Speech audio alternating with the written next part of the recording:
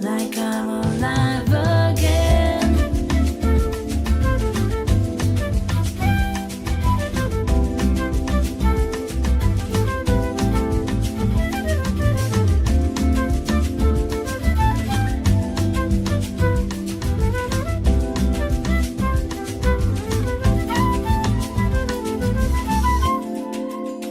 Turn your magic on me, she'd say.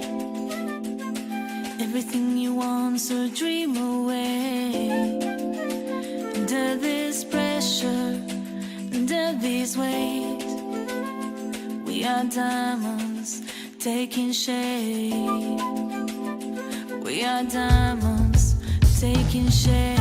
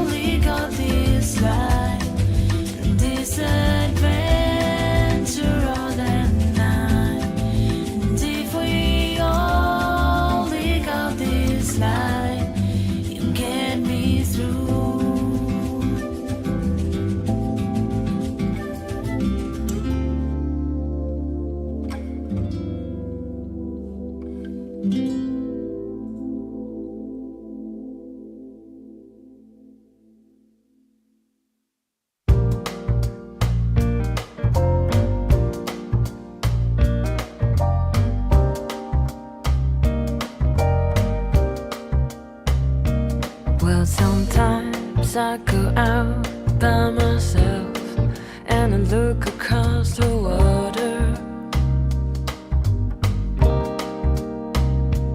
and I think of all the things what you're doing, and in my head I paint a picture.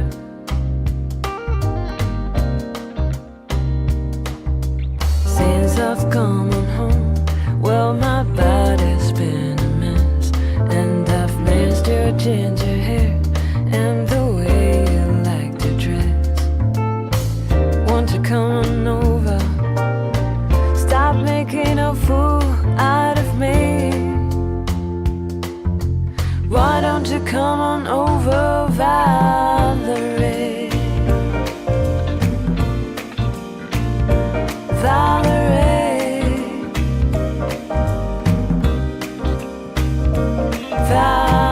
Valerie, Valerie. Did you have to go to jail? Put your house up for sale? Did you get a good lawyer? Hope you didn't catch a tan. Hope you find the right man who'll fix it for you. Are you shopping anywhere? Change the color of your hair. Are you busy? And did you have to pay that fine? You were dodging all the time. Are you still dizzy?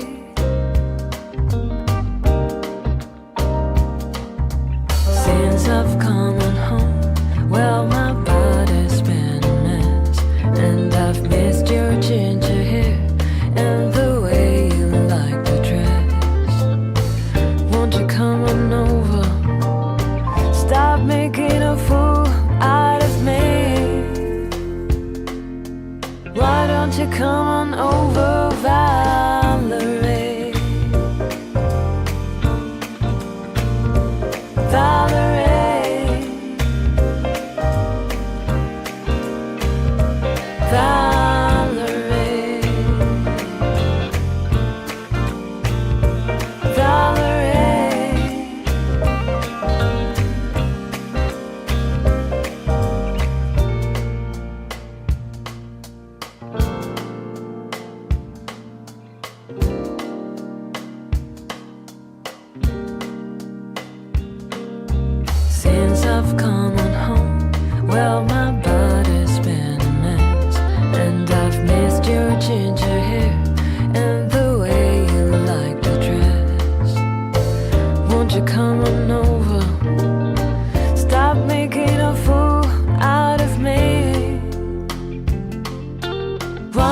come on over, Valerie.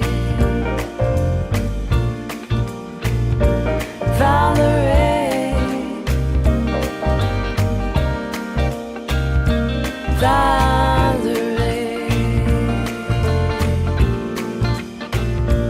Valerie.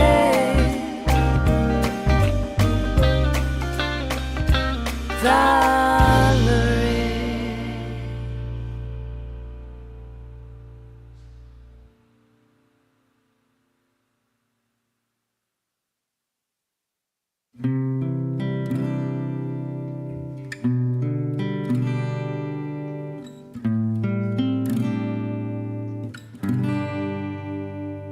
She was a fast machine. She kept the motor clean. She was the best damn woman that I've ever seen.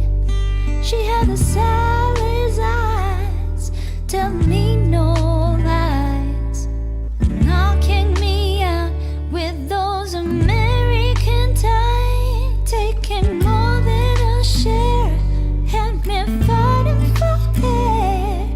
She told me to come, but I was already there. 'Cause the world started shaking, the earth was quaking, my mind was aching, and we were making it in you. Shake me all night long. Yeah, you. Shake me all night long.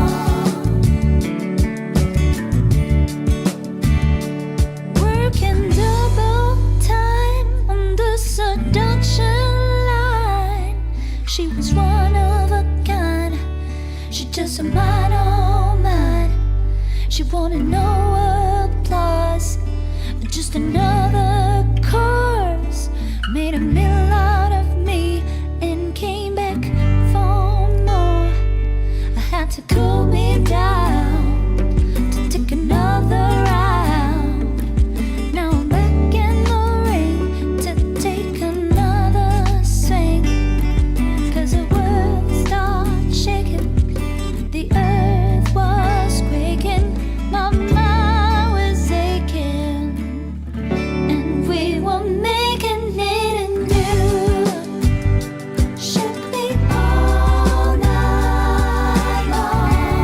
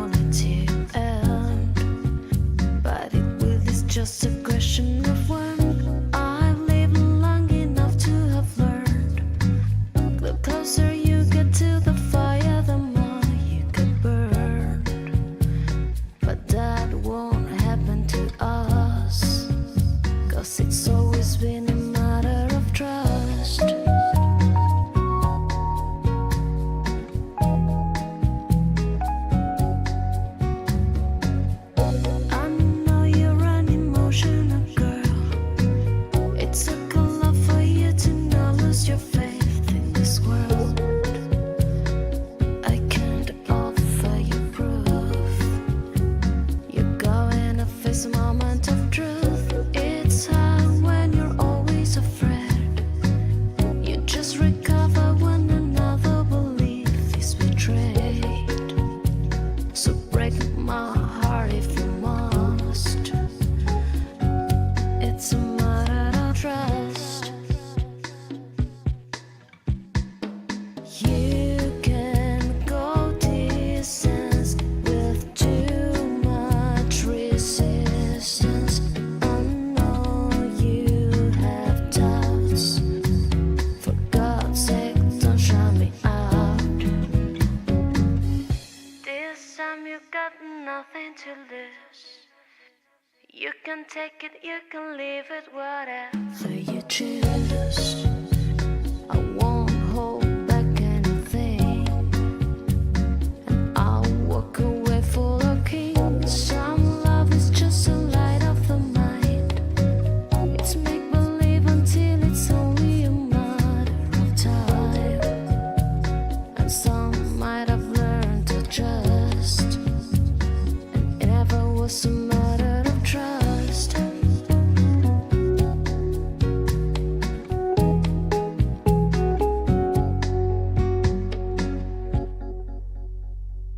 I'm sure your world love. We both are sure of believing too long when the whole situation was wrong.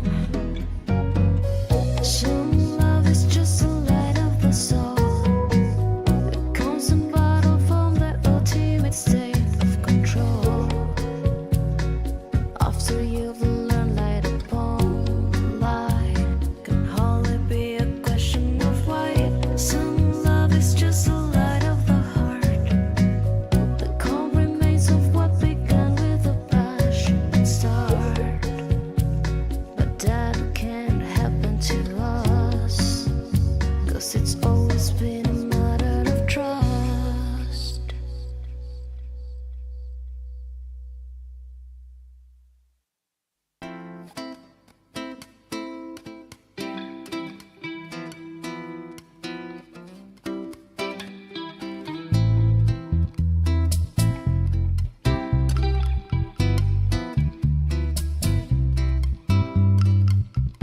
Baby, this is what you came for.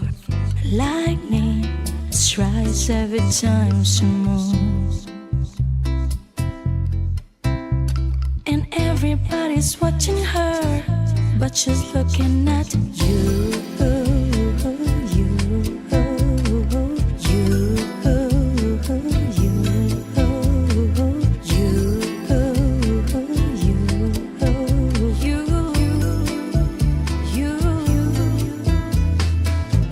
Lightning, this is what you came for. Lightning strikes every time she moves, and everybody's watching her, but she's looking at you.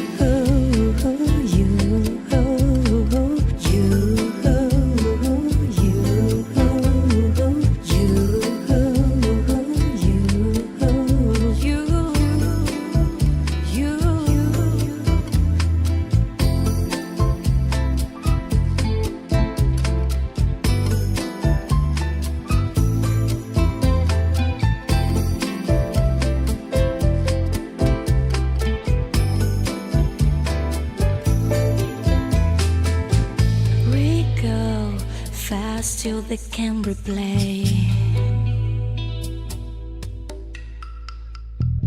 Who knows why it's gonna be this way? We say nothing more than we need. I say your place when we leave. Lightning, this is what you came for. Lightning strikes every time she moves, and everybody's watching her, but she's looking at you.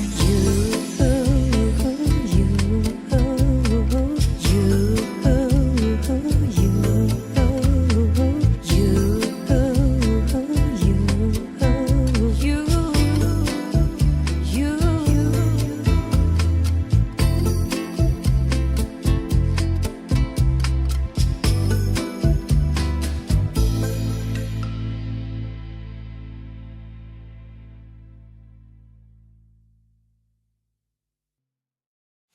Put your pinky ring ups to the moon.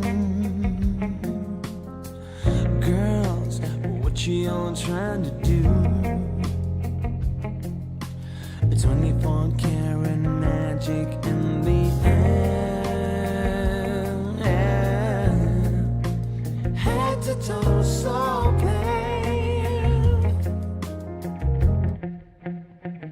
Pop, pop, it's showtime. It's showtime. Guess who's back again? Oh, they don't know. Oh, they don't know. I bet they know soon as we walk in. Wearing Cuban links, designer mix, Inglewood's finest shoes. But don't look too hard, might hurt yourself. Known to give the color red the blues. I'm a dangerous man with some money in my pocket. Keep up. So many pretty girls around me and the waking up the rocket. Keep up. Why you mad? Fix your face and my folly, I'll be jogging. Keep up. The players only. Put your pinky ring ups to the moon. Girls, what you all trying to do? 24 karat magic in the air. Head to toe, so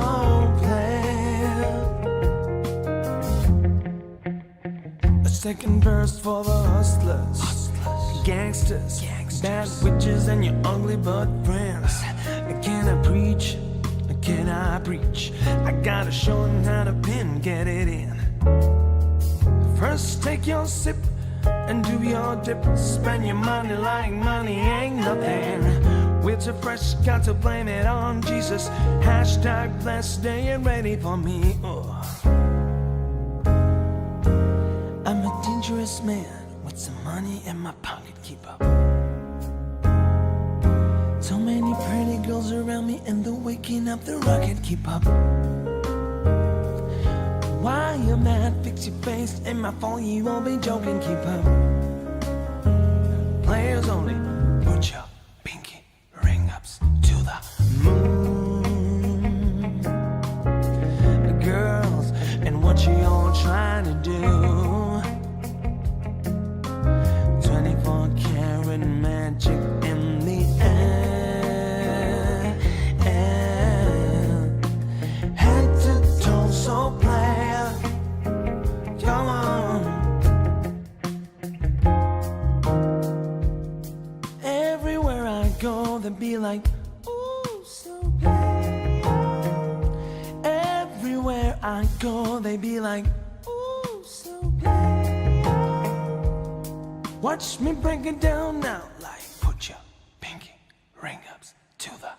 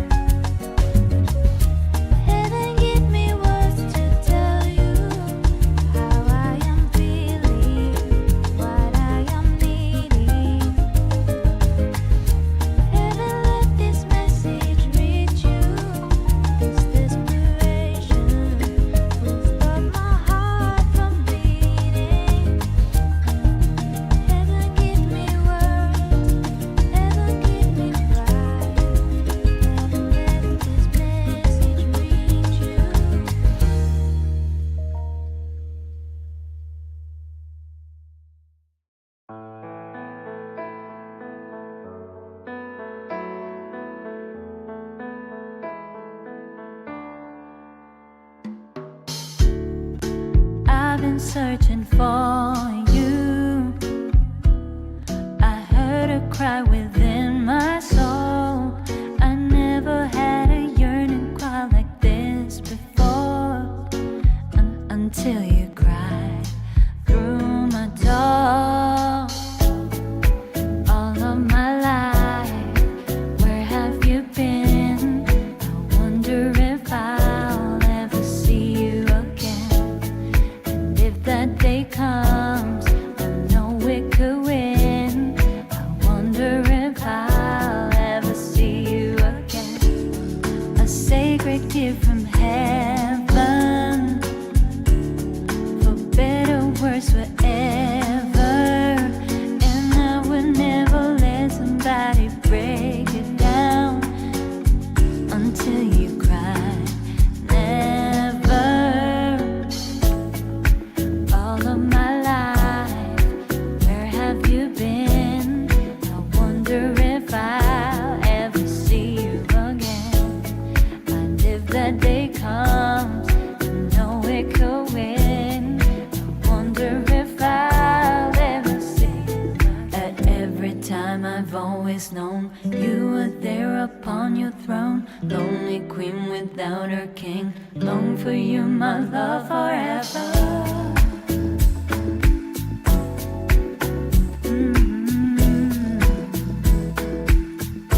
Ever see you again. And if that day comes, I know we could win. I wonder if I'll ever see you again. All of my life, where have you been? I wonder if I'll ever see you again. And if that day comes, I know we could win. I wonder if I'll ever see you again. See you again. See you again. See you again.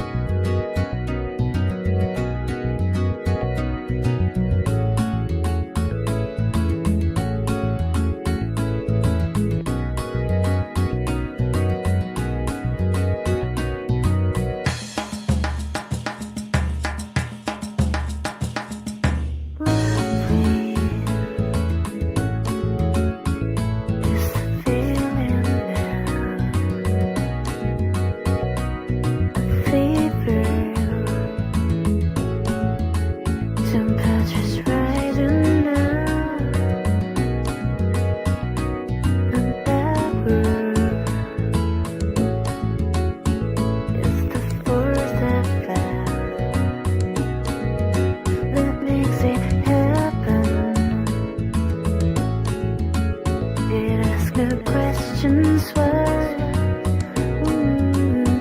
circuit loser to my body now. Just love me till you don't know how. Keep up with the first bounce out, don't stop till you get enough. Keep up with the first bounce out, don't stop till you get enough. Keep up with the first bounce out, don't stop till you get enough. Keep up with the first bounce out, don't stop till you get enough.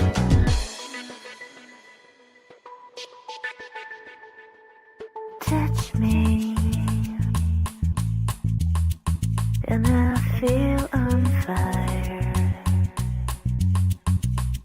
In nothing, like a lofty desire. I'm melting like hot candle wax. Sensation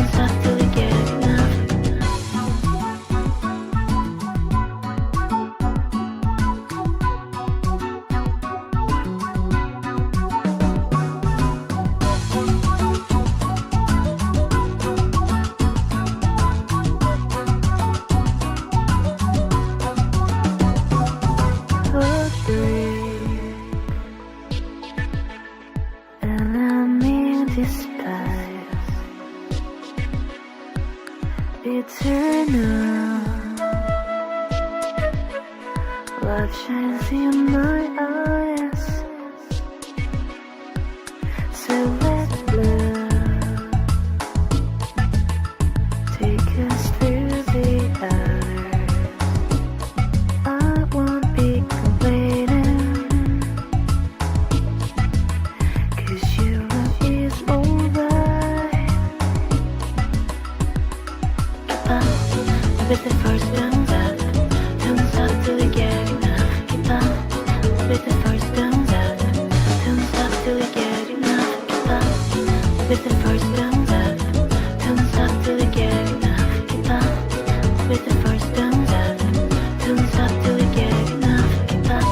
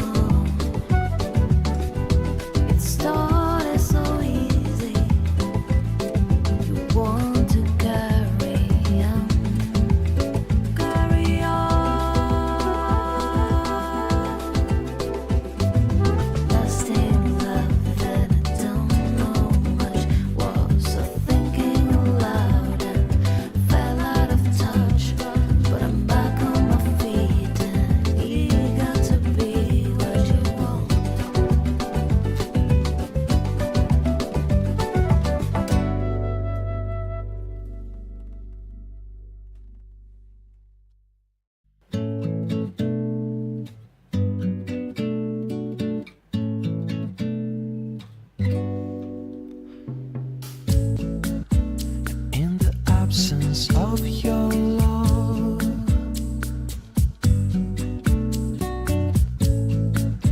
And in the absence of human touch, I have decided I'm throwing my arms around Paris, because only stone and steel has set my love. In the absence of your smiling face, I travel all over the place, and I have decided I'm throwing my arms around Paris, because only stone and steel has set my love. I'm throwing my arms around Paris, because only stone and steel has set my love.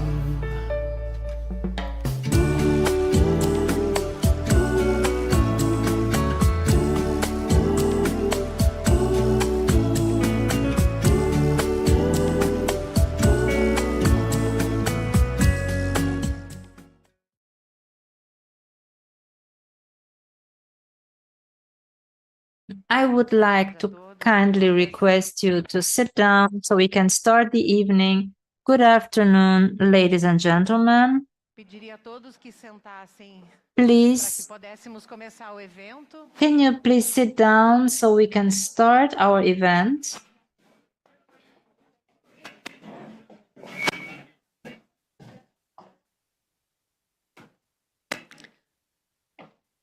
Boa tarde a todos. Afternoon. Sejam bem-vindas. A warm welcome to everyone at the event Migrants as Agents of Transformation and Sustainable Economic Growth.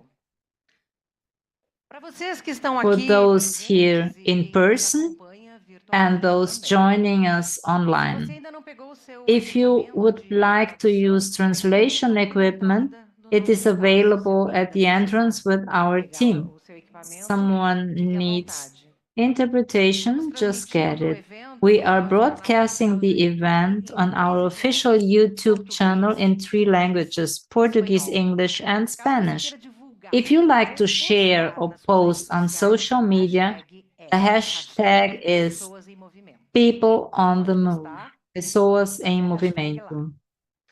Eu sou Naura My Schneider, name irei is fazer Naura o papel Schneider, de mestre and de I'll be your cerimônias master hoje of com vocês. ceremonies Sou today. jornalista, atriz, I'm a diretora e produtora journalist, de cinema. actress, Fui director, and film apresentadora de producer. telejornal da TV Globo And na I televisão, used to be a news sempre com anchor temas at TV relacionados ao Globo, universo and I always feminino strive e to à highlight inclusão social. topics related to Eu estou women and aqui social muito inclusion. honrada And de estar I'm hoje com very vocês. honored to be here É with you prazer estar com today. vocês. I'm very A happy, really. OIM, Agência da ONU para as The Migrações, event convida is parceiros do setor privado e partnership público e da sociedade of civil para IOM. They discutir o invite papel das partners of pessoas migrantes public como and agentes de private transformação e sector to crescimento econômico discuss the sustentável. topics for O evento sustainable global economic em mais growth. de 150 países, They a are OIM in promove more uma than migração segura, 150 ordenada e justa. countries, Para isso, and apoia governos e they comunidades na proteção support dos direitos de governments and pessoas migrantes, communities in oferecendo assistência migrants' humanitária, rights, facilitando a help integração communities socioeconômica e promovendo o facilitate diálogo the e a social and cooperação economical internacional integration em and promote questões migratórias. dialogues. Este evento é uma parceria The da event OIM is com a a Federação da partnership Indústria do Rio de between Janeiro, Firjan, e a Aya IOM, Earth the Federation Partners, of Industries com of uma Rio de Janeiro, programação Firjan, and Aya presencial Earth e online. Partners. So we have both Vamos in-person and começar o nosso online evento. E programming. agora, para Let's dar as start boas-vindas, our eu quero aqui event, receber a and I would nossa like to palestrante convidada, officially Marcela welcome Escobari, our coordenadora para a Speaker Marcela Escobari.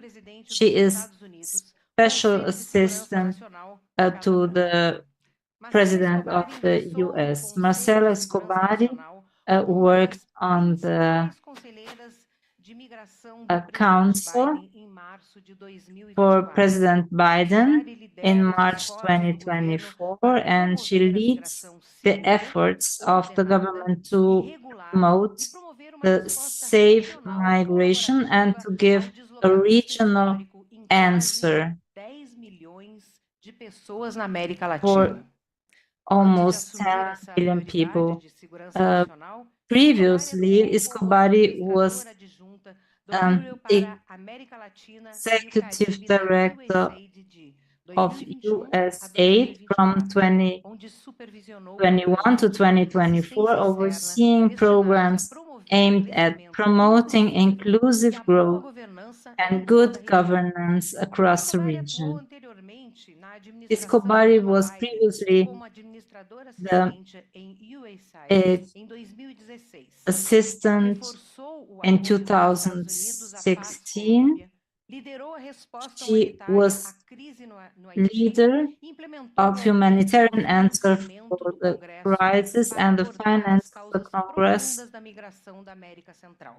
about migration in Central America. Previously, Escobari was executive director of the Center of International Development at Harvard University and senior fellow at Brookings, where she launched workforce. I'm sorry, workforce. Força de Trabalho Futuro. Sorry, Workforce of the Future initiative to map out industrial paths for American city and identify policies to help workers thrive amidst evolving labor markets. So we would like to welcome Marcela Escobari, please. Que mi vida es tan longa que tuvieron que escuchar todo esto.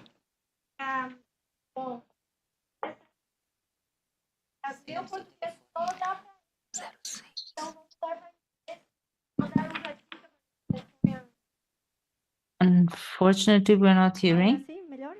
Perfecto. Entonces, disculpas por falar en inglés, but I am very happy to be here with you today to really talk about how what you're going to talk about today, how the mix of the right government policies with the right hiring policies can really unleash the potential of migrants in this country. But I want to start by thanking Patricia Ellen and the Aya Institute for hosting this event, Carla Piñero, President of the Women's Council in Rio, Firjan, and Ana Paula Jonquera, Vice President of the Women's Business Council at Fiesp, and of course, Paolo Caputo and Michelle Barron from IOM for the incredible work that you're doing here in Brazil and for gathering us today. I often say that of all the topics that I've worked on in my career, migration is the one where the policy and the politics are often the furthest apart. And the reason is, one, because it's so easy to weaponize migration, right? It's so easy to scapegoat migrants. But also, it's also difficult because it incorporates so many different aspects of a government, from border management to the provision of social services to labor markets, often people that do not sit at the same table. So it's really hard to bring folks together to really have pragmatic and common sense policies when it comes to migration. Which is why I am very impressed by the story in the making here in Brazil, where policymakers have really worked on pragmatic solutions at the city, at the state, and the federal level, providing migrants with legal status, access to social services, training. And then we also have business leaders like you all who have been willing to roll up their sleeves and leverage these policies to really help migrants run that extra mile or that last mile, integrating them into the labor market and not only benefiting from their talents, from their work ethic, but in that process, really fundamentally changing lives. So my message today is that you're not alone, right? Even on a topic as charged as this one, the hemisphere is rising to the challenge. And there is a lot that we can learn from each other. So let's face it, right? Before us, we have an unprecedented challenge, which has been driven primarily, but not solely, by 8 million people who had fled their homes coming out of Venezuela. And the vast majority of these people have remained within Latin America, right? A stunning 80% of those are just in 4 countries: Colombia, Ecuador, Peru, and Brazil. And we also are facing new migration flows from outside of our hemisphere. But yet, even at the midst of this massive displacement, when we look across the region, what we see is an incredible set of examples of courageous and impactful policies to welcome migrants, to integrate them into local communities, and to really leverage their full potential. Colombia, with their 10-year temporary protective status given to over 2.4 million migrants. Or Ecuador, who has a regularization policy that they just expanded, announced a couple months ago, to give another 100,000 Venezuelan migrants legal status. Or Peru, that validated the professional degrees in over 500 occupations during the pandemic to many of these migrants. And of course, Brazil's Operation Welcome, which has become a model for the region and the world. The Los Angeles Declaration for Migration, which is in my title, was endorsed by 22 countries. And it has given us a framework for us to advance a shared hemispheric vision when it comes to managing migration in a way that is humane, that is orderly, and that it's safe. And it's based on 3 mutually reinforcing pillars of action. One, it's increasing humane enforcement cooperation to go after migrant smugglings and trafficking organizations that are preying on vulnerable migrants. Second, to expand lawful pathways, to provide migrants with alternatives to the dangerous and irregular journeys. And third, by promoting migrant stabilization and integration while continuing to tackle the root causes that are forcing people to flee their homes. And just in the last 2 years, there is a lot that we have achieved as a hemisphere. So we have harmonized, and these are things that are not all, that you see every day, but we have harmonized our visa policies so that we can combat smugglers and human traffickers.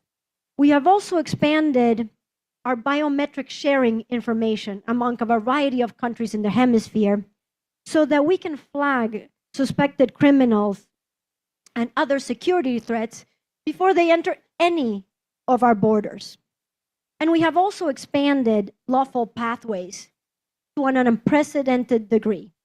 Together, cumulatively, over half of the endorsing countries have regularization policies that have given legal status to 4.4 million migrants within the region. So the level of cooperation we are seeing under this framework is quite, I find it's quite remarkable for a topic like this. And it is, most importantly, generating a sense that we are all in this together, that we can't just manage it within our borders alone. Now, even amongst its peers, Brazil stands out. It stands out in terms of both the pragmatism, but also the generosity of its policies. And it has been quite efficient in managing the migration flows into Brazil. You probably know the numbers better than me, But this number of 80% of the Venezuelan migrants in Brazil have legal residency. And even in the surveys of the Venezuelan diasporas across the globe, Venezuelans in Brazil report comparatively high levels of satisfaction in their host countries. So these policies have brought migrants out of the shadows, and they have helped them contribute more fully into their economies. Now, the work that you are all doing is key in that process, right? The role of the private sector. And we have, represented today among many of you, companies that have been really at the forefront of these numbers.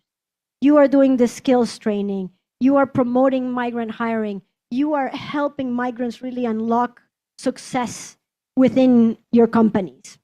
And I think that is a key and crucial element of the success of all of these policies.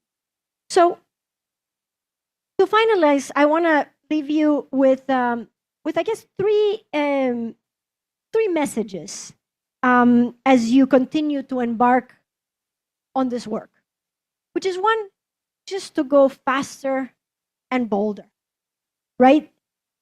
The upfront investments and the costs of training, of hiring, of integrating migrants will pay off.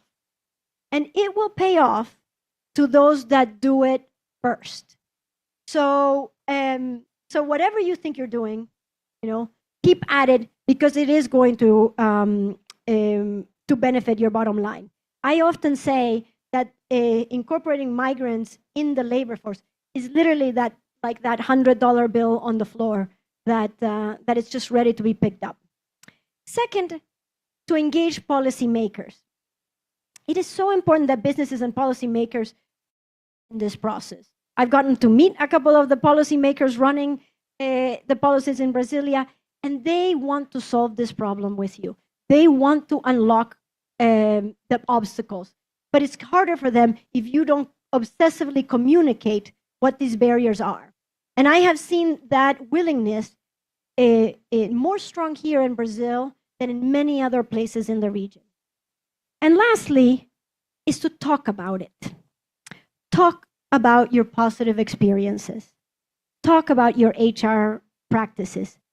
People look up to business leaders here in Brazil.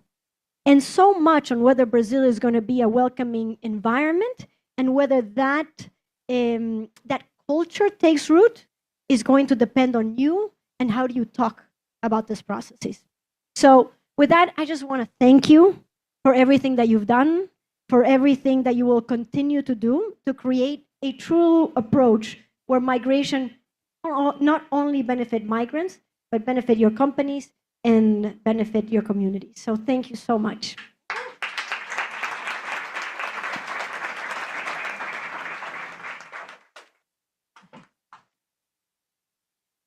Thank you. Obrigada pela sua presença.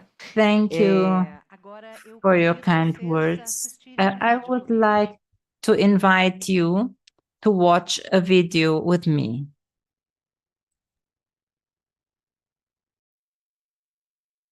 The operation welcome. We are not getting the sound. There's a problem with the sound here. I'm so sorry.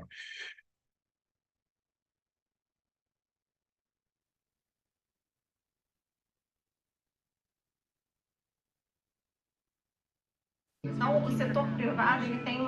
the private sector, it has a big role in this welcoming, in this reception. My name is Mariani. I come from Venezuela, and now I'm in the shelter here in Brazil. It's a rough trip from Venezuela up to here because the road is bad, but thank heaven we arrived. I think that the main benefit is that we have in our agenda, in our responsibility, that we can help, and we have to talk about diversity, which is very important. This migration movement is a trend in the world, and they're going to increase. And this agenda is totally connected with this diversity, not only make this agenda more legitimate and more egalitarian, it also produces collective results. At least one of the most important things is to work. That's why people come here to have a greater opportunity in life and of work too, because there are many opportunities here what called a lot of attention in this mission that we are doing here in Roraima State is the number of women that arrive with the small children, and most of the times they don't come with their husbands. So these are women looking for a better condition for their children from themselves, like education, health, and for this, what do we need? Because we advocate this, we need to help these women. OIM has been a great partner in the region, a great partner for our Council of Women's, because we are integrated with them and with Firjan in the pillars that we decided to focus to help women, not only the refugees, but also the Brazilian women. I believe that OIM continues transforming lives, and we have to promote everything that this network is doing.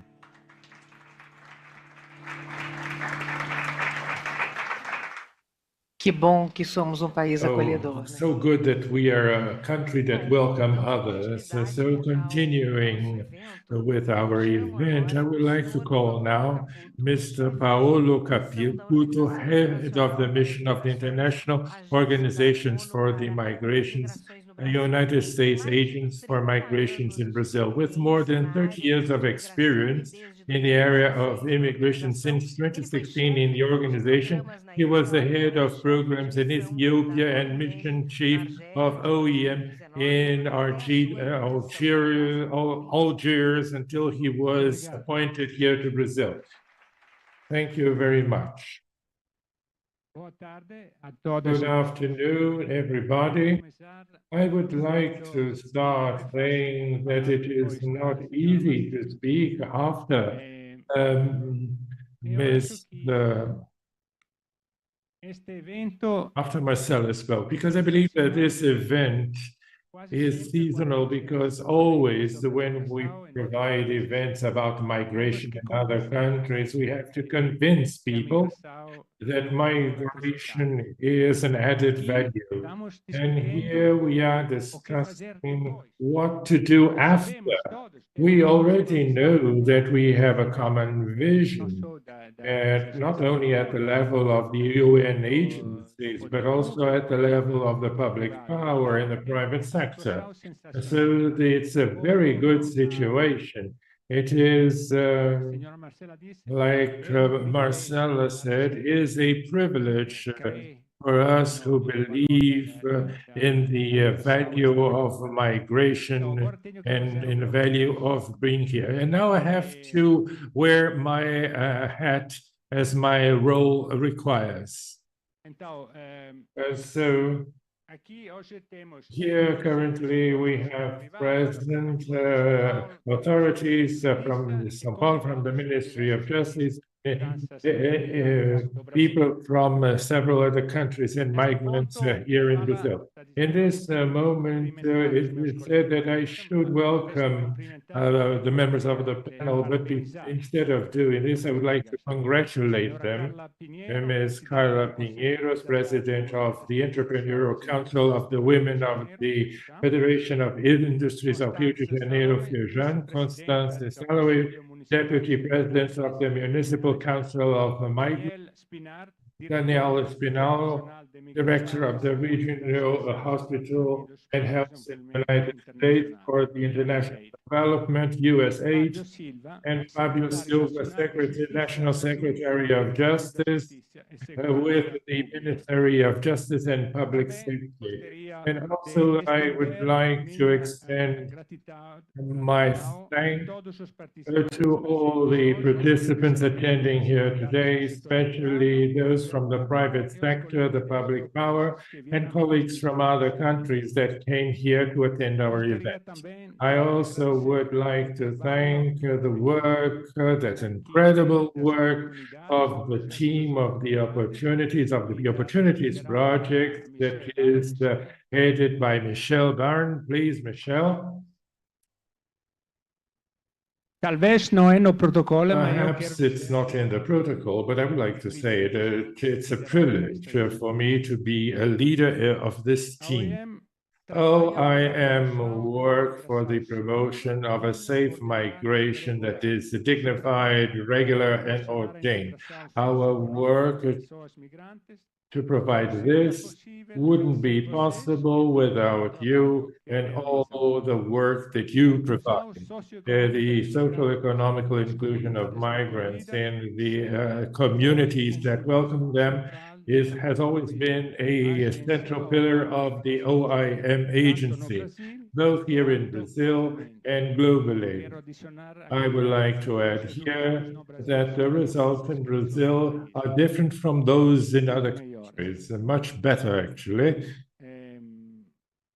Os migrantes The trazem migrants, they bring with conjunto them de a conhecimentos, vast culturas, experiências set e of knowledge, habilidades culture, técnicas, linguísticas e experiences, and laborais, technical além de abilities, demonstrar linguistics, and of labor, in disposição addition to para showing great cooperar nas disposition to práticas sociais, integrate into the culturais e social, econômicas cultural, and das novas economic comunidades. practices of their new homes. O trabalho que a The OIM work realiza no that Brasil OIM não teria performs sido here in possível Brazil sem wouldn't o have been forte possible apoio da without the representação, strong support of our partners, particularmente da USAID, especially from e o USAID contínuo and the engajamento dos continuous setores público, engagement of the privado public e das and private organizações sectors sociais of the civis organizations of envolvidas civil no projeto. societies and of the Olhando para o host futuro, communities. estamos Looking into the confiantes future, que os we are resultados sure that alcançados the até agora results reached until construirão o now caminho build para the path Brasil mais for a inclusivo, more inclusive inclusivo onde Brazil, migrantes, where migrants,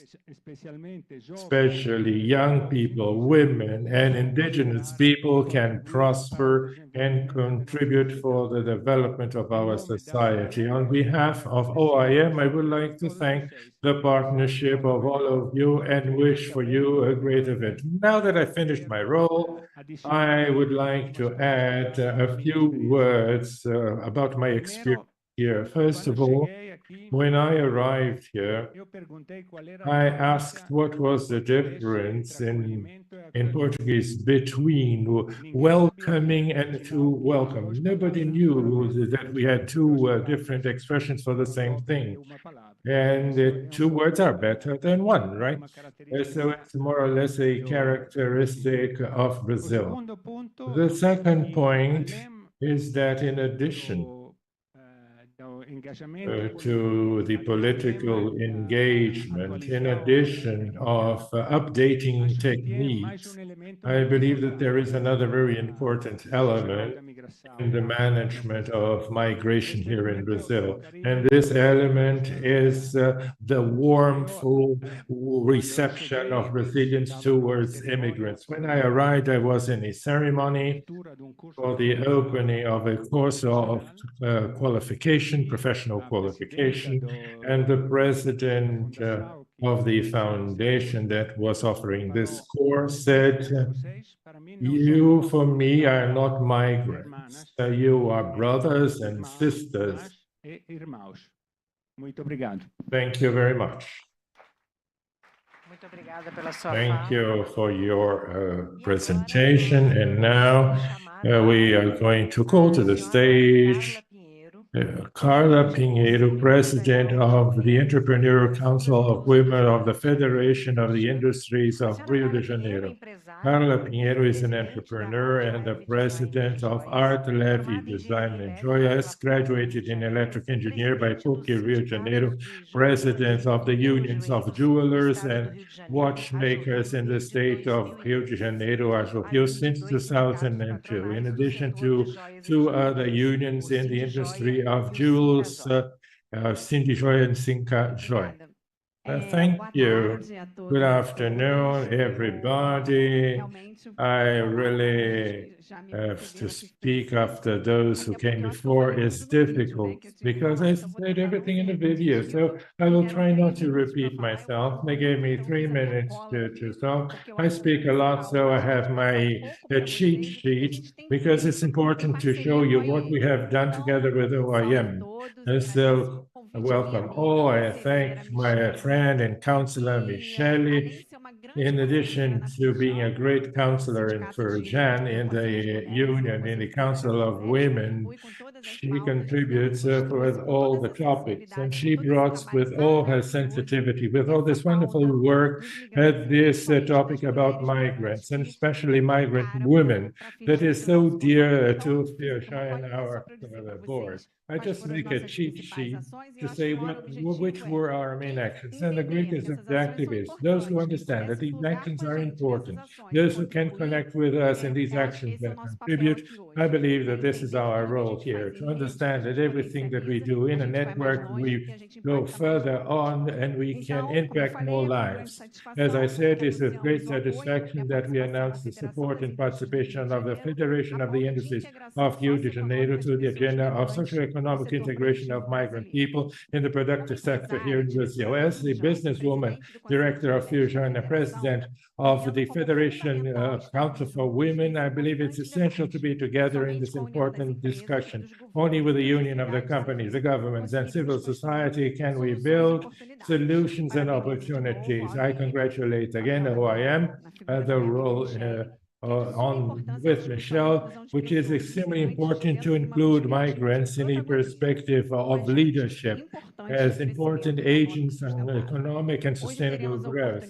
Today, we will have the opportunity of sharing good practices, experiences, and challenges according to this topic. I am hoping and expecting the contribution of all of you. On our part, we are 100% aligned with this topic. We engage in significant commitments like the Global Pact of the UN.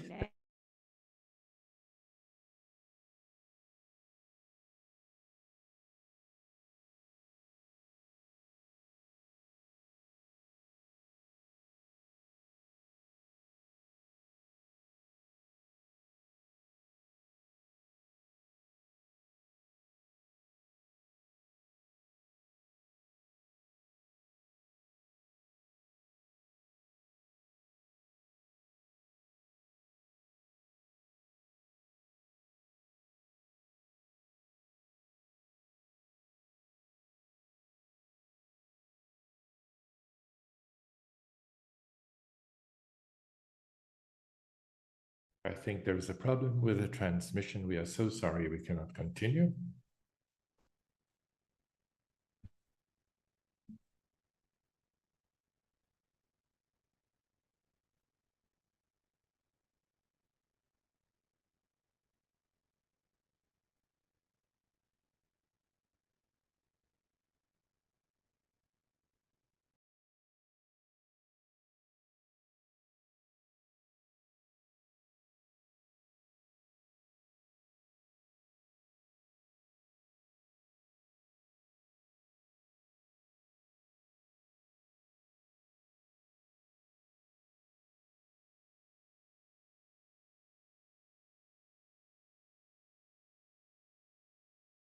Que é a resposta humanitária do governo federal e parceiros às demandas dos refugiados e imigrantes que chegam ao país pela fronteira com a Venezuela. Eu pude vivenciar essa experiência e eu vou dizer que ela foi muito impactante e ela me transformou para sempre. Uma coisa é a gente ouvir falar, uma coisa é a gente ouvir um vídeo, e outra coisa é a gente estar lá pessoalmente e entender como é difícil, né, você sair do seu país, da sua casa, do seu lar, geralmente sem nada, para um país totalmente diferente do seu, com uma outra cultura, com uma outra língua, com outras oportunidades. Então, como realmente a Operação Acolhida transforma essas vidas. É realmente muito, muito impactante. Então, quem não foi ainda e tiver a oportunidade de conhecer de perto, eu tenho certeza que a sensibilidade com esse projeto vai mudar imensamente. E eu pude vivenciar e aprender mais sobre esse desafio. E em Roraima, no município de Pacaraima, de novo aqui eu falei, né, que eu observei muitas mulheres chefes de famílias chegando sozinhas e com filhos muito pequenos, o que traz uma dificuldade a mais para elas no ambiente de trabalho. Como deixar esses filhos, onde deixar, como cuidar dos filhos e arrumar uma renda, né, para não ficar apenas sujeita ao assistencialismo governamental. Nos espaços de acolhimento, eu tive a possibilidade de dialogar com diferentes pessoas migrantes em situação de refúgio. Embora cheguem ao Brasil em condições de vulnerabilidade social, elas possuem desejo inabalável de construir uma história de vida, com mais oportunidades e possibilidades de acesso a direitos humanos básicos, como o trabalho, que é a nossa grande discussão. Considerando as complexidades da pauta e necessidade de atuação conjunta em diversos atores, a Firjan traz a visão do empresariado nessa dinâmica e vem atuando em parceria com a OIM em diferentes projetos e ações, seja no Conselho de Mulheres, da qual a Michelle faz parte, em espaços estratégicos, como, por exemplo, tivemos na maior feira de moda íntima do Brasil, da América Latina, que acontece em Friburgo, uma cidade do estado do Rio de Janeiro, onde a gente desenvolveu todo um processo, todo um projeto de capacitação e desenvolvimento humano, junto com o SESI e Senai. Considerando o objetivo da promoção de ações de desenvolvimento profissional, ressalta a atuação da Firjan, SESI e Senai na formação de mulheres para profissões relacionadas à indústria 4.0. E aí eu destaco dois projetos. Mulheres Migrantes Technique, da capacitação de profissional Technique with professional qualification in the offshore sector. That for the Venezuelan record of migrants is a win-win situation. You had many women, many professionals coming from Venezuela that were part of this sector. It's important to us, important to Brazil, and like this we can hire a qualified labor only with a small need of qualification to have a leveling either of the language, Portuguese, or the technologies that are used. 25 women living in Rio de Janeiro. They came from other countries like Angola, Colombia, and Venezuela. They have all the state qualification. We have this part at OIM and the Swedish agency with a qualification of 131 migrants and Brazilians for their inclusion in the labor force in the sector of renewable energies as installers of the PV. Solar panels. And here also we welcome them socially because it's difficult. Many times it's a great opportunity for the family, and not always they feel that they are really included. There's prejudice, so it's important. We came to the conclusion that mixed classes are important because the Brazilian himself contributes to the inclusion of this migrant in the work environment. We built foster actions to women in entrepreneurship. That was a demand that came in the W20. We were very moved, a migrant saying that she wanted only some room where she could show her work. She didn't want to live begging. She wanted to generate income to her family. And with this encouragement that came with this partnership with OIM, we put together a trade show, which is called I Am From Rio at the Entrepreneurs Women. We did an edition only for women with some space dedicated only for migrant women. They were so moved. Many of them didn't even have the opportunity of pricing their products or having contact with the client, knowing how to make an exhibition of their products and how to negotiate. And to end, many projects will be built together. Together we can do better. I hope we have a very good afternoon and understanding what are the necessary initiatives to build a more sustainable world that is fair to all. You can count with Firjan, a good event to all of us. Obrigada, senhora Carla Pinheiro. Antes de Thank chamar you, o Ms. nosso Carla Pinheiro. Before we call our next guest, I would like to reinforce that unfortunately, Ms. Marta Livia Suplicy, who would be present here with us, President of the Municipal Council for Fiesp and also of the Institute Virada Feminina Internacional, was unable to attend, but she asked to tell us that she is here with her heart, and Ms. Marta is a great activist, a great collaborator of this cause with us. So very good. Now I would like to call our next guest, Patricia Ellen, co-founder of Aya Earth Partners, who hosted us, helped us to make this event in such a special place, which is Aya Hub. Patricia Ellen is a partner and leader of the Latin American operations of Systemic, an organization focused in expediting systemic changes, and co-founder of Aya Earth Partners in a global coalition to speed up transition to a regenerative economy. Ms. Patricia.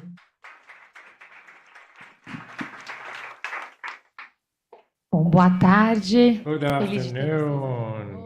I'm so happy to see you all here. I thank Michele for the partnership. We had a talk a few months ago talking about the critical moment that we are facing in the world. We still believe that we can reach the mission 1.5 and maintain the temperature of the planet 1.5 degrees above the pre-revolutionary period. Yes, last year was 1.49, and this year probably we will go beyond the limit of the 9 dimensions that we say that are no return points. We exceeded 6, and this year we are reaching the 7th exceeded dimension. But there are still many things that we can do together. In the next 3 to 5 years, we have a unique window of opportunity, not only for the planet, but also for a nation here in Brazil. Brazil is a nation that was developed in different migration processes. My family is a mix, typical Brazilian family. I cannot even describe all the origins, but my grandmother came from Sergipe in a truck with 16 children, 8 male, 8 female, 21 children she had. And she educated them alone here in the slum house of Rio Parque in São Paulo, first in Campo Limpo, then in Rio Parque. On my mother's side, also coming from Minas Gerais and Goiás, my grandmother was an Indian, and my grandfather a miner in Goiás. All families have very similar stories, and I'm sure if I ask here, we all have our stories of migrants and immigrants that spend their lives moving, looking for better opportunities in life. I'm lucky that I was born in Campo Limpo and I had access to education. Of the 150 people that had primary course in my family, I was the first to go to college. I believe I'm the only one to have a stable life psychologically, financially, socially. It's sad to be here saying that still I am a case of exception in such a wealthy country. What is the opportunity that we have here? It is the first time in recent history that we, after 2 years in our country, we can congregate so many events in the most important fora of decisions in the world. In this moment, while we are here, downstairs we have several global meetings taking place of the G20. We will have at the same time in Colombia, right at the side, and in Cali, the COP of Biodiversity that started last Monday. In a sequence, we continue with the G20 meetings here in Brazil, then we continue with BRICS, and in a sequence, COP30 next year.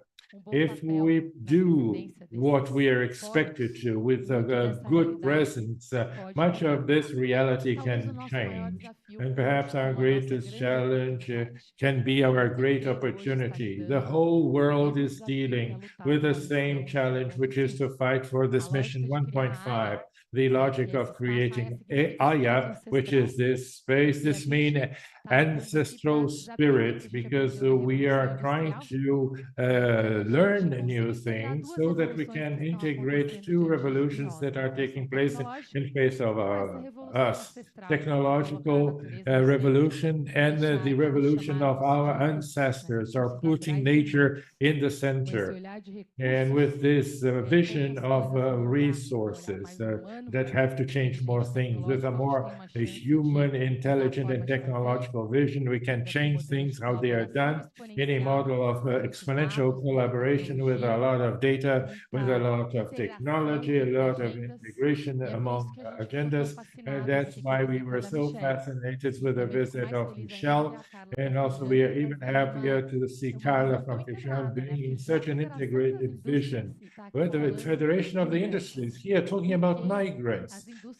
Because the industry, they only work if we have qualified labor with good life conditions. And this is the moment we're living here in Brazil, of integrating global energetic transition, climate transition, and the fight for food safety with a new Brazilian industrialization so that we can bring better conditions of life to our entrepreneurs and workers. So I believe that we are here in the hub of the solution that the world needs. Challenges. If we measure in the world 4 pieces of information that is capital flow, a flow of inputs and goods, exports and imports, the trade. If we also measure flows of employment and income and people, our data are going on the opposite direction of what we wanted, because we need more integration of value chain, and the world is closing, all the countries are closing to have their independent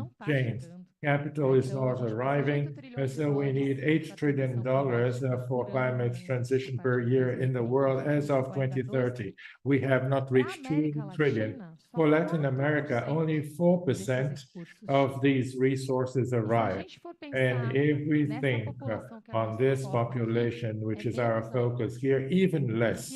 And if this transition does not happen properly, these are the same people that will suffer the worst impacts. We believe that with the current scenario, more than 200 million people will have to be moved definitely to other places because of climate issues. Many of them are women, elderly, and children. And there are numbers and reports with estimates that until 2050, this number can grow above 1 billion people. So our hope is that we can work together, and this is a major focus of our institute for next year, to measure this data of capital flow, of trade, of income and people, not only to show the information, but also to change. If this is the year that we are talking about finance in G20 and COP29, so next year is the year of ambition, of reviewing our ambition and our dream. It was in the same Brazil in 1992 when the COPs started, and now perhaps next year cannot be the year where we revise this ambition for a new level. This is the only thing that we are dreaming. This is what we are expecting of you, and that we can work more together in this journey so that the histories of success be told and fewer exceptions. I close here, even with a joke, because I came from the world of businesses and I was a secretary of economic development in a government where people had an idea that I will be talking less of inequality.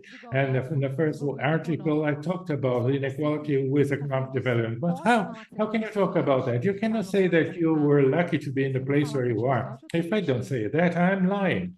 Because what do I have better concerning my cousins, my brothers, and nothing? I was only on the right time, on the right moment.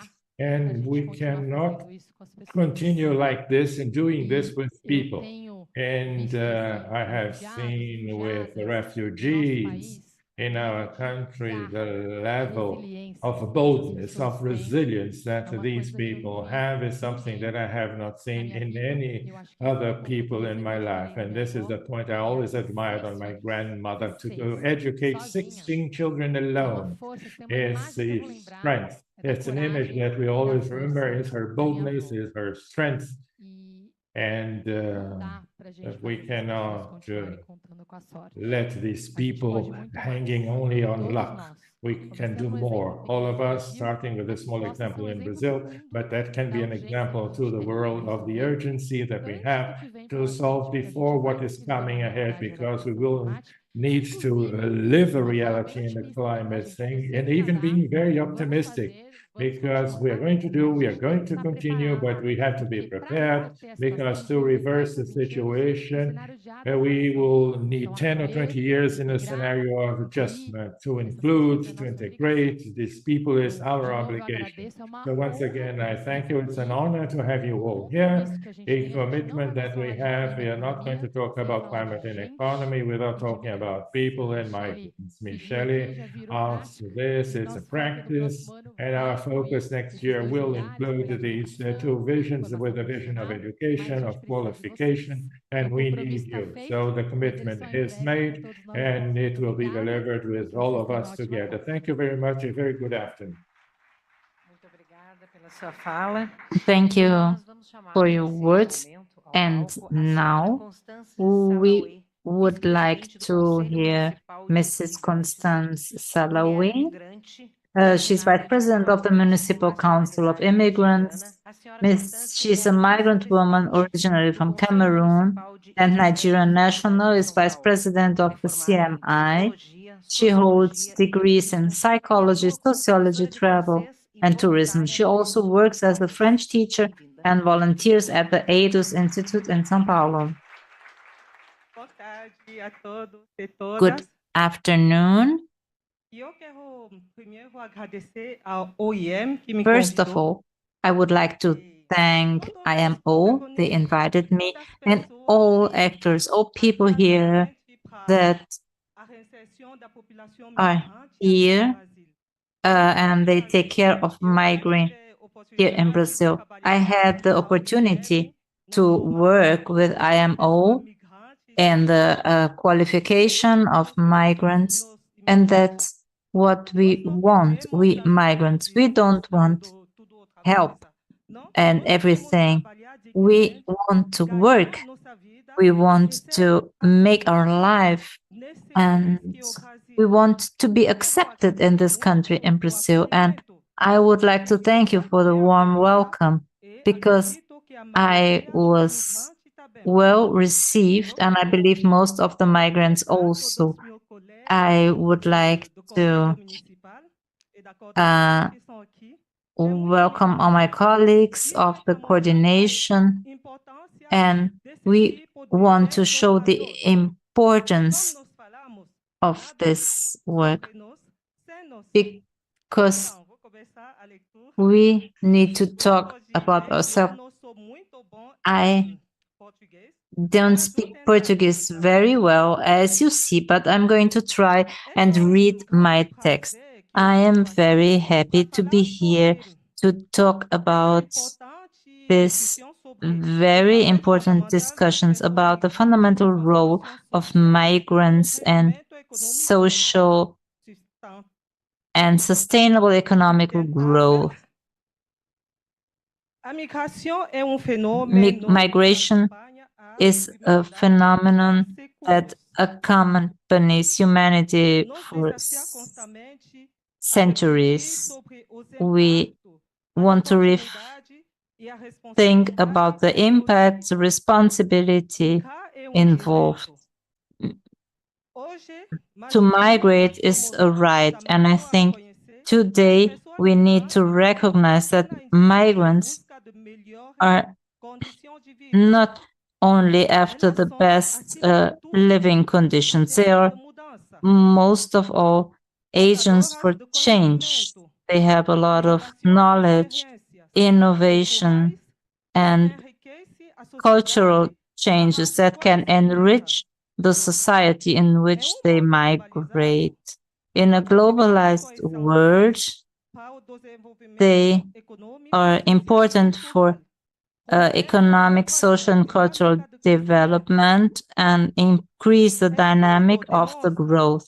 This all shows that people contribute to the development to key sectors of economy with technology, health, civil construction, and they bring a new view to the challenges of labor market and innovation. They have a very important role. Well, I forgot my glasses and it's a bit difficult to read. Sorry. Ela desempenha papel importante. So they have a very important role for the population and they contribute to the economic sustainability on the long run. However, for migrants to use all these conditions, it's important to have inclusive and just policy. So migrants need to have the fundamental rights to education, health, and living, and only in this way you can have an environment where your potential can be fully realized. What are the most important topics? A migrant how can they contribute to a sustainable economic development? What are the challenges to integrate this population in the local economy? How can we maximize their talent and promote equality? I would like to thank you all, and I'm sure that this debate is going to bring new points of view to our discussion, also for you Brazilians. Thank you so much for the opportunity and have a nice event. Thank you for your speech. Now we would like to hear Ms. Danielle Spinat. She is Director of Regional Office for Migration Health of the United States Agency. She has worked at USAID since 2008, issues related to democracy and governance, humanitarian assistance, conflict mitigation, and violence prevention. Her previous roles include Deputy Director of Democracy and Governance Lead in Afghanistan, Deputy Director of Environment in Colombia, and Senior Advisor for Peacebuilding and Conflict at USAID Washington. Hello, good afternoon. We're going to switch to English again, if that's okay. I'll give folks a moment to put headsets. That's if you need to. Hello, it's so nice to be here with you. I'm Danielle Spinard. I work for the U.S. Agency for International Development, USAID, as you may know of it here in Brazil. It's really, really nice to be back in Brazil, to be among friends, and thank you so much for the invitation and to be part of this event. Just a little bit of a background on what we do with USAID and how we're looking at migration. Marcela Escobari did a really nice overview of U.S. government policies regarding migration in the region, and USAID is part of that together with IOM. For the past 5 years, we've been working in Brazil, among other countries in the region, to strengthen socioeconomic integration of migrants, refugees, and host communities. The integration is very important. This is a long-term goal that requires the involvement of the government, civil society, and of course, the private sector. a key part of sustaining integration is, in fact, the role that the private sector has in helping migrants, refugees, and host communities. What we've seen in Peru, thanks to a lot of the work that you all have done, is that connecting migrants to jobs and having access to employment is key. It is key to having folks integrate into society, feel like they have lives and livelihoods for themselves, their families, and their futures. Connecting migrants to jobs, filling labor gaps is so important. It's a win-win, isn't it? For migrants, their families and communities, and also for the host government, as host society and host economy. This is a win-win. And I loved what Constance said about nothing about us without us. I don't know where you are, Constance, but that is something that's so important to think and to always have in the back of our minds, right? That when we're working for the betterment of the communities, that their voices are included. And so it's so nice to see representatives of the migrant community here today. And thank you as well for all your contributions. I just wanted to note at USAID, we acknowledge the important role of the private sector. In fact, we have a policy. This is the US government, so of course we have a policy for this. The private sector engagement policy. There are two key principles of this policy that I just wanted to highlight for this audience. One is we have to, let's see, where is it? One principle of policy is to engage early on and often. And what we're doing here today is a great example of engagement with the private sector. And we hope to have more of these sort of meetings and events in the future to continue that relationship and that momentum. Another key principle of this policy is build and act on the evidence of what works. And again, that's what we're doing here today. We're exchanging best practices.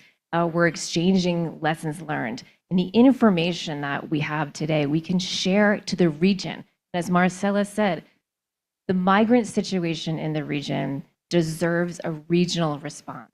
And what Brazil is doing in the proactive approach from the government and from the private sector is something that we want to share more broadly in the region. And please count on USAID to do that and to send that message as much as possible. I'm excited to hear some best practices from Brazil. I know there are a lot. I'm excited to hear more. And I'm sure we'll leave here hopeful and with some ideas on how to work together even more in the future. So thank you so much again.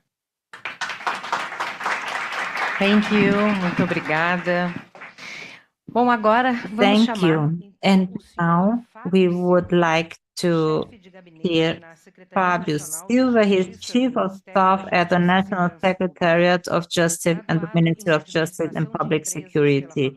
He holds a degree in Business Administration from the Espírito Santo School of Administration, postgraduate degree in Foreign Trade with emphasis on small business from the Catholic University of Brasilia, and postgraduate degree in Micro and Small Business Management from the Federal University of Lavras. He has been with Caixa Econômica Federal since 1990, holding technical and strategic positions. Mr. Fábio, you have the floor, please. Good afternoon, ladies and gentlemen.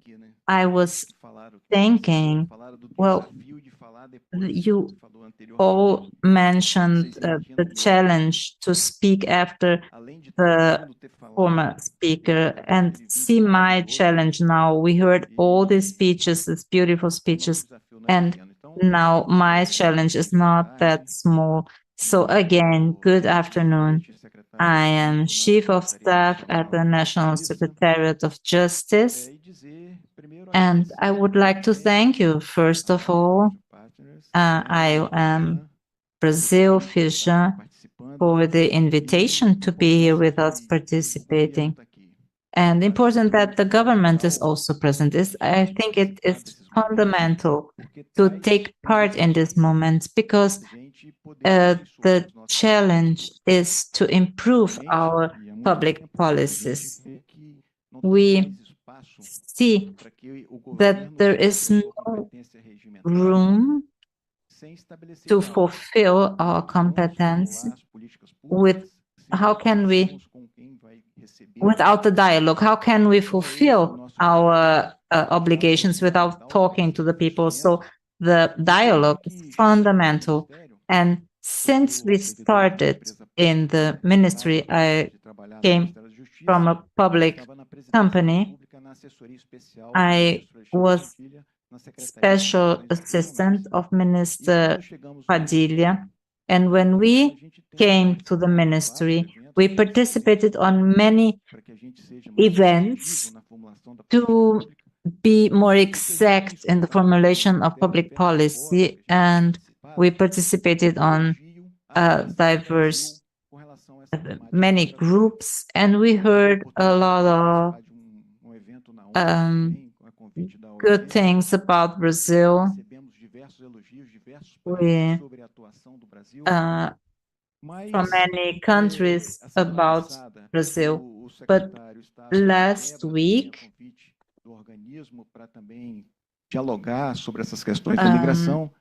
we talked about migration, and we got a lot of compliments, but we know that we need to do more than we are doing today. And two things I would like to highlight. First, when we look at this video, when we look at people coming to Brazil, first thing we think is we need to give them opportunities. We need to open jobs, and they need to be accepted, received. And when they come to Brazil, they need to have opportunities. So how people can work here, how that is a big challenge, and that's our focus. So we need to generate opportunities and jobs. And when they come to Brazil, they find the country in this economical situation. We have a good social and economic development. We have a lot of jobs. We have GDP growth. The inflation is controlled. And that's where it all starts. We are able to give them opportunities. And when we see that the federal government has a program for small entrepreneurs, people that were working on an informal sector and they want to have the revenue as a small company, small entrepreneur, more than 15 millions. And from these 15 millions that joined the program for small entrepreneurs, 72,000 are foreigners, are migrants that came to Brazil, and they wanted to found their own business. And here in Brazil, they find this opportunity. They can formalize their company. We have more than 176 different nationalities. And this is the first point that makes us so very happy. The second point is that we are in a very happy situation about migration. And why do I say this? Because now we are improving our public policies. Now we are building a new national policy for migration. And this process of dialogue with a lot of actors of society and international leaderships and all people that are involved in public policies. And one of these initiatives we've been doing, and that's why I told you dialogue is so important. You can be very calm. We had a lot of compliments, but sometimes we hear suggestions and criticism, and that's okay because we want to participate. We want to participate on these meetings. Okay, we get compliments, also critics, and we're happy with this. So here we can learn, we can go back, we can review our role, we can rethink our role. So the new public policy is being built, and people say, well, I did not participate on this dialogue, but you are going to participate. And we are going to opening a public process. We are going to give you all the opportunity to participate on the dialogue, because when we work on public policies, we can do this in two ways: in wholesale, and then I talk to OIN and people. I talk with Firjan, with the federation, and a representative, and then we talk to the wholesale. And in the next way, when we're talking on retail, when we give all people the opportunity to participate, and we hope that until the end of the year, we will be able to open a participation for all. This is going to be online. We are giving all people the opportunity to read the law, to give all the suggestions so we can consolidate the work. And then we have another initiative we are doing to that is the second conference of migration, that's Comigrar. This is going to happen from 8 to November, from 8 to 10. And in preparing this conference, we had 22 workshops in all states. All states, we opened a dialogue, and we did this step. We had dialogue with more than 14,000 people. So this is a really nice process, and people are participating, and these are people that need to participate. And sometimes people say, well, Comigrar happened in Minas Gerais and I wasn't able to participate. But now you have the opportunity, this public consultation, you can get in it online, you can access it from your computer, you can have the link, and then you can make your contributions. So it's very nice, and really thank you, IMO. You can invite us to participate in this event, because with these events, we're going to improve our policies, working for the rights and the development, and open our doors. I had a text, I'm not reading the text, I changed it a million times because someone spoke, I changed my text. But I think this would be my final message. The National Secretary is open to dialogue, and the Brazilian government is open to receive and to give rights to migrants. So thank you all and have a nice afternoon. Tantas falas importantes que engrandecem o nosso evento e dão início às discussões que teremos a seguir. Antes disso, eu peço que vocês vejam comigo um outro vídeo.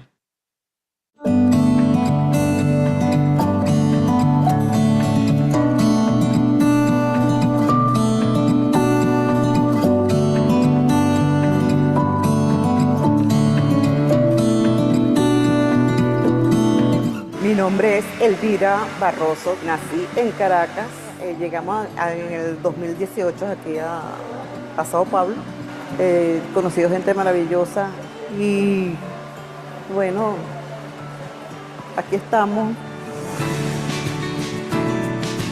Una amiga me invitó a este proyecto maravilloso.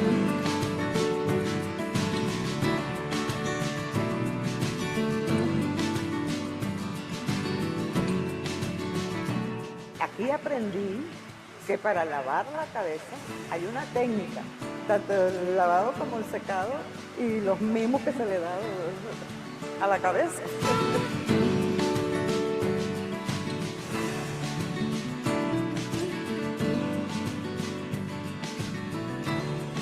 Estoy muy agradecida con todas las personas que de una u otra manera ver con el proyecto Belleza. Gracias, Brasil.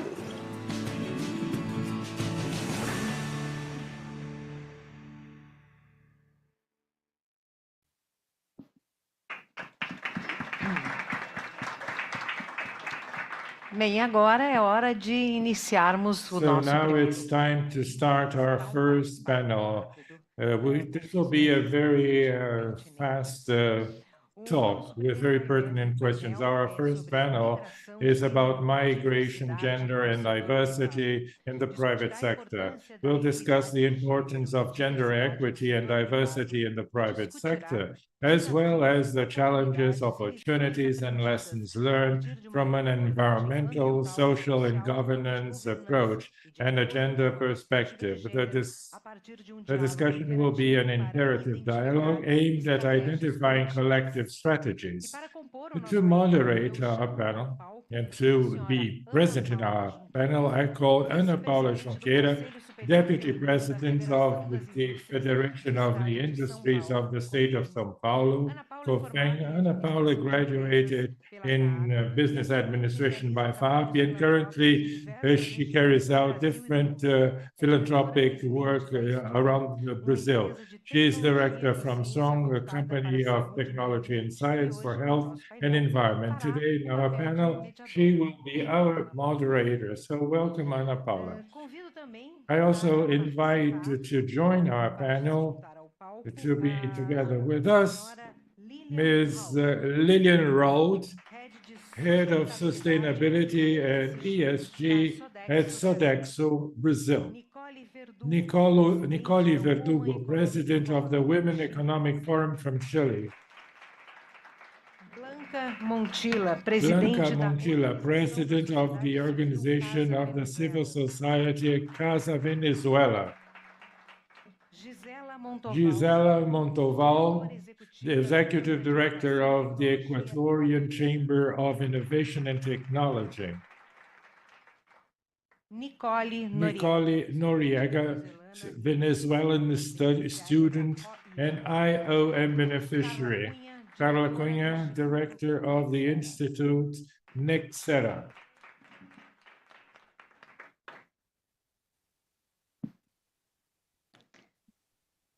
Com você, Ana Paula. Bom, boa tarde a Ana Paula, todos. you have the floor. Good afternoon, everybody. It's a pleasure to be here. Michelle, thank you so much for the invitation. Your discussions, your panels are always the best. I will start here with Lillian. So from your experience as head of diversity, equity, and inclusion at Sodexo, how do you understand the impacts of having a dedicated department for these teams within the companies? Hello, can you hear me? Good afternoon, everybody. It's a pleasure for me to be here with you all. And thank you, Michelle, for the invitation. OIM is a super partner of ours. I work at Sodexo. Today, I am responsible for sustainability and ESG. We included everything now because this is the way, right? We are talking about all of this all the time. I'm Chilean. I've been living in Brazil for 11 years, a wonderful country that welcomed me, as it was said before. I totally agree. This country is a welcoming country. It has received me with open arms, but just like it does with all the foreigners, and it's wonderful to be able to live here all these years with the people here in Brazil. In Sodexo, we have an area dedicated to this topic, as I mentioned, it was mentioned our colleague, diversity, equity, and inclusion. And this has been going on since 2008, 9 approximately, here in Brazil and worldwide, because Sodexo has a strong presence of diversity in its DNA. We are present in more than 53 countries in the world with more than 470,000 collaborators worldwide. So diversity is a reality to all of us. What we work strongly in our daily activities is with inclusion, because we can have a lot of diversity, but are we really including all these people? Do they feel as belonging to the labor force, to the organization, to the environment? And this is what we have to strive for and work every day. This is what is more important. And answering to your question, to have an area dedicated to this is essential. And I always say that the companies need really to be able to allocate resources and focus on the topics of diversity, equity, ESG, and everything that is coming in the future. As for migration, which is a topic that in our conversation, we have been working for quite a while with this topic, since 2014 to be exact. And currently we have almost 400 collaborators inside Sodexo that are migrants or refugees, people coming from Congo, Angola, Pakistan, Syria, Afghanistan, Haiti, Venezuela, of course, many people. And we have opened our doors to them. And we have created a culture of inclusion in the company. And we need this. We need to create a culture so that these people come and they feel totally comfortable in the company, adjusted, that we support them. Because it's not only to talk about this, we need to provide resources so that they feel belonging. And this is a wonderful job that we have done, and I'm very proud to say that, because since I started the program in 2014, in the company, we started hiring, and today we have this fantastic labor force that brings benefits, positive benefits to all of us. The fact of having people from abroad living in every day with Brazilians in our company obviously bring innovations, more engagement, and make people to get acquainted with a different culture, totally different, understand aspects that you think, well, when I was going to go to Congo to learn about this, when I would visit Venezuela, perhaps never. I know Venezuela, but perhaps I cannot go there. And I learn with their cultures, the cultures of these people, with their presence here. Because Sodexo is a food company, we have food and facilities, but most of it is focused on food, through the culture, through gastronomy. We have also learned about the cultures of other countries. It has been something very rich, because among the collaborators, they share. I said, teach me how to do a repa. I can show you how to make tapioca. And this brings such a rich exchange among people that we even prepare recipes from people that come from other countries. What is your typical recipe from your country? We are going to prepare it here. And we, in our restaurants, we can prepare these foods and offer them to our collaborators, our clients that learn with this also a little bit about the culture of that country. And we learn about it, about everything that it means to learn from a different culture. The language also is something important. But I always say we must have a lot of patience, of course, because I don't speak Portuguese 100%. I work here and I was lucky to be here and to learn Portuguese. Every day I learn a little more, a few words more, but we adjust ourselves. So we foreigners that we have to adapt ourselves to the country. And the country, in this case, Brazil, welcome us so heartfully, and that gives us this, let's learn together. Don't worry, I'll teach you Spanish and you teach me Portuguese. This has been something fantastic to us in the company. And I also brought here, because I had the opportunity in 2003 of doing my MBA at FGV. And in this year, we saw the movements in Europe of people trying to cross borders to get into Europe. Is the moment when I started to study this topic of refugees and migrants, and this I transformed into a book. This book that is here, that I'm very proud to share with you, because here I talk about the myths and the truths. It's called Insertion of Talent and Labor Force of Refugees Professionals in the Brazilian Companies. Myths and truths. Why? Because in 2014, nobody understood what refugee meant. And if they did understand, it was certainly the opposite of what it really is. What about refugee? But running away from the country because it committed a crime or is coming here to find the work. This is what was the understanding. Luckily, now we moved forward and now we understand exactly what refugee means. And it's something that we have to do every day to make people aware so that they understand and they can open the doors as companies to these peoples and allow them to work with us, that they have their development here in Brazil and in the labor market. Thank you very much. Thank you. Congratulations for your work. You speak Portuguese very well. Don't bother. Nicole, now your question. Based on your work, promoting spaces for women in South America, how do you view the exchange of best practices between the experiences of different countries, such as Chile, Argentina, and what about Brazil? I don't speak Portuguese. I love Brazil, but I don't speak Portuguese. I speak Spanish. And first of all, I would like to thank this invitation to be able to be here, represent the Women Economic Forum, but I have other roles. I'm the Commission of Women International Exchange of Tourism and Trade in Chile at national level. And this is a very young committee.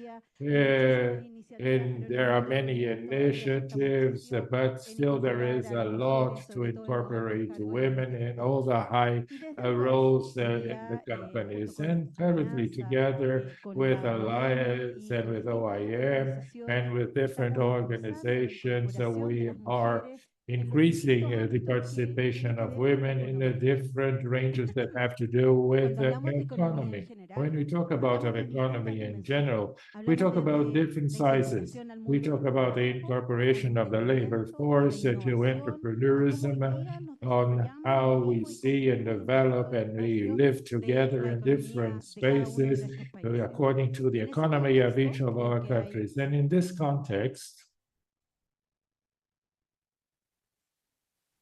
Creo que hay muchísimas I oportunidades believe there are many opportunities to see what's happening in other countries.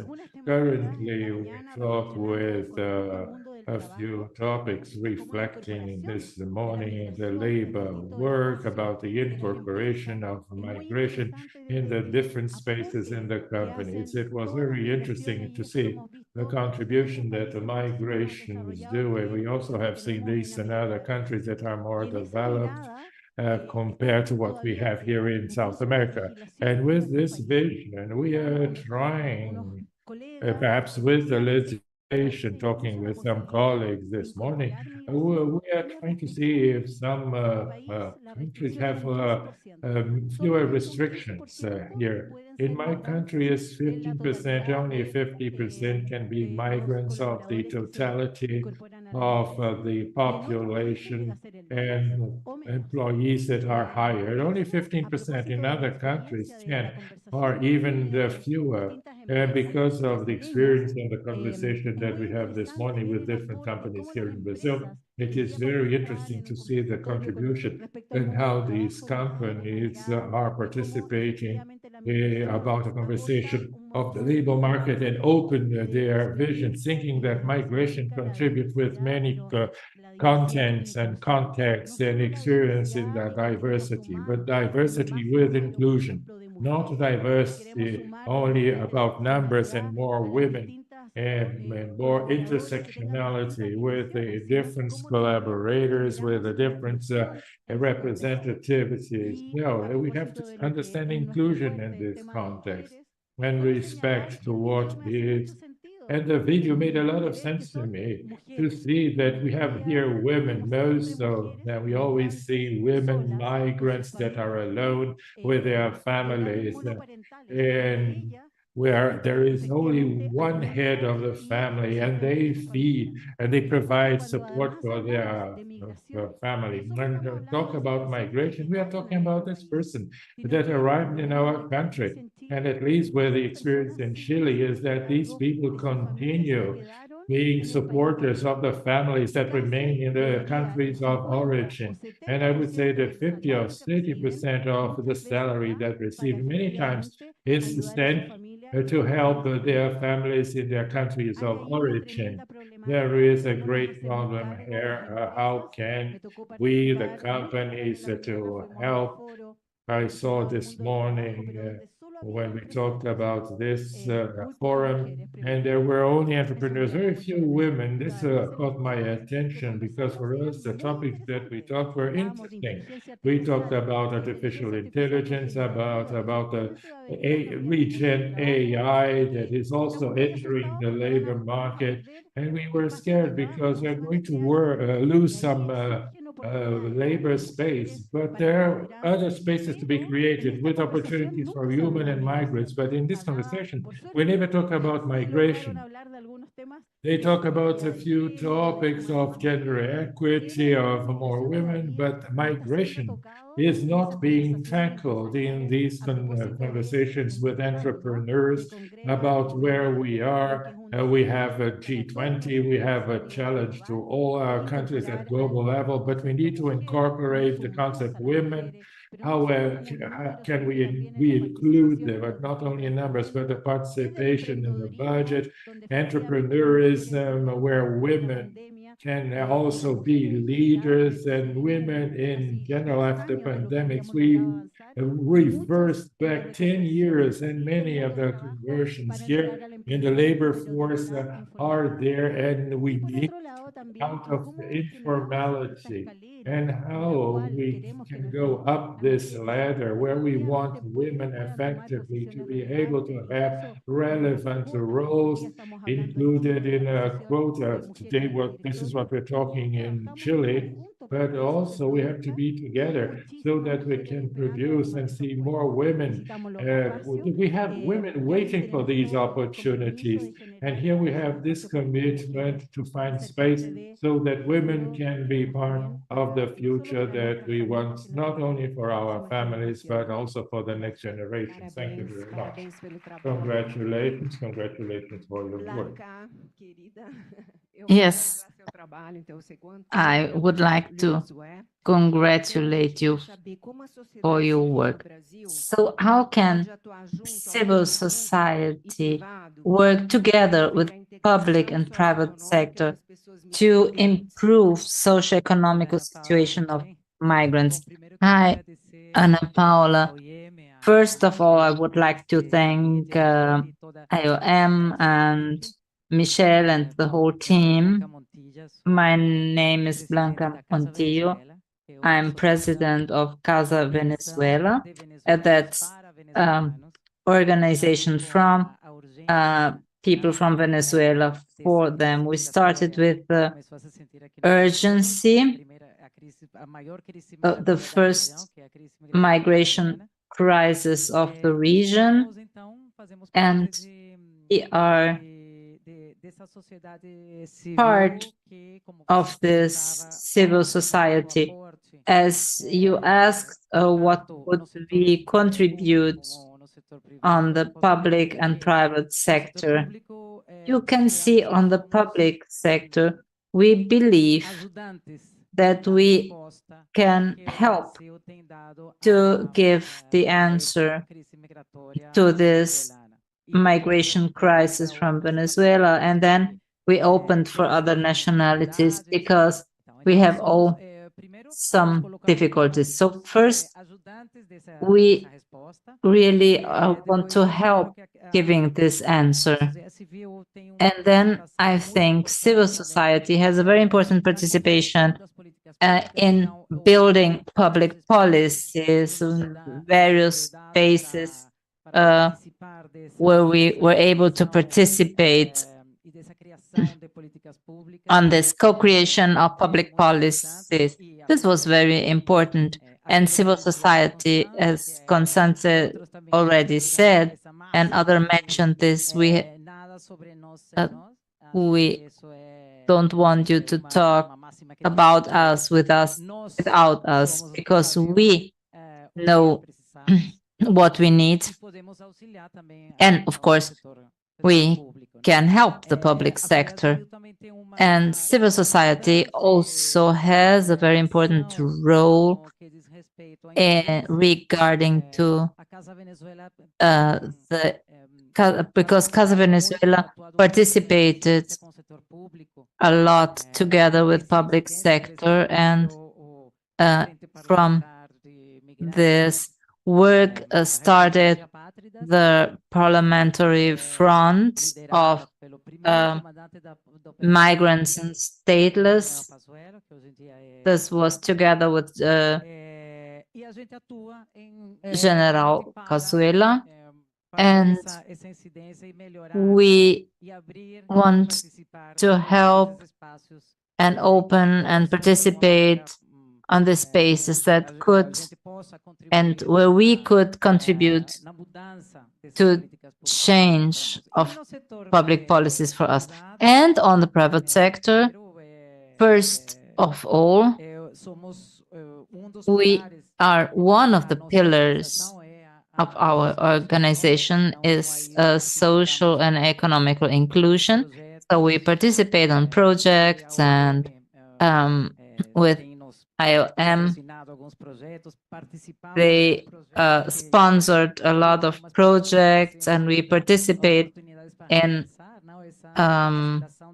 projects, training for women on the beauty sector as an instrument to give them financial independence, autonomy, and sometimes it's very difficult for women to take part on the labor market with children. So we are going to find professions for the women, and sometimes women that are alone, they raise their children alone, they suffer violence. So it's a whole spectrum of the private sector. We talk to the companies. My colleague said that up to now we have a lot of misinformation, and we inform companies, and we have partnerships to offer qualified workforce from Venezuela or from other places. So to give the best we have, and we would like to intermediate this. We would like to bridge the private sector looking for workforce and the qualified professionals. We are in Latin America with a strategic alliance with Memorial, with the Institute of Latin America, and this talent for the Latin American integration. And we are on a very important spot in São Paulo for this population of migrants and refugees from Latin America. And of course, we're always open for you, and you can visit us when you can. Thank you very much. Congratulations for your work, Gisela. We seen an increase in presence of women in technology field. How do you view this process from your experience in Ecuador? Well, good afternoon. For us, it's we are very happy to be here to share this space with these wonderful women responsible for real change, and that this topic of migrants is going to improve. I come from Ecuador. I'm from the Chamber of Technology. I studied political science, and I'm also a mother, and always like to talk about the fact that I'm a mother, because when we talk about gender equality, we have always a double role. We are mothers and we are professionals, and we need we always have the double responsibility. And I need to talk about this because I think this is fundamental to understand the situation of women. And we, in our Chamber of Technology and Innovation from Ecuador, we work on the incorporation of more women in technology. Why do we need more women in technology? Because the industry of digital transformation, as you see, is happening very quickly, and 15.5% of the GDP worldwide. And this industry is the same as this development, but this industry has a really big challenge. That's that we need more digital talents. We have not enough professionals. In 2023, 45% of the gap, of the digital gap, was in Latin America. So we are battling as unemployment, but on the other hand, we have a whole industry, a whole sector that is looking for qualified professionals for this wonderful job. And here we really can create equality. I think to generate equality is also generating inclusion. And why do I believe it's important to connect these two topics? So the digital development, the digital services can be created in Ecuador, in Australia, in Brazil, in any place of the world. And this fact generates a lot of opportunities, and we have a gap. And beside this gap, only 25% that work in the technology industry are women. So we are talking first, one of the industry that had a huge deficit that are women on this sector. And here we really need to work on this topic. This is a very important work and the goal of sustainable development. And I believe we need to learn and focus more on gender equality and generate digital opportunities for women. Why? Because this is the job for the future. Nicole said that today you talk about artificial intelligence and technology. And we not only need more qualified people, but people that are part of this industry. And that's how we of the Chamber of Technology and Innovation from Ecuador work focused on project because we want to decrease the gap, the deficit of people that with digital capabilities, and we want to include more women in the industry.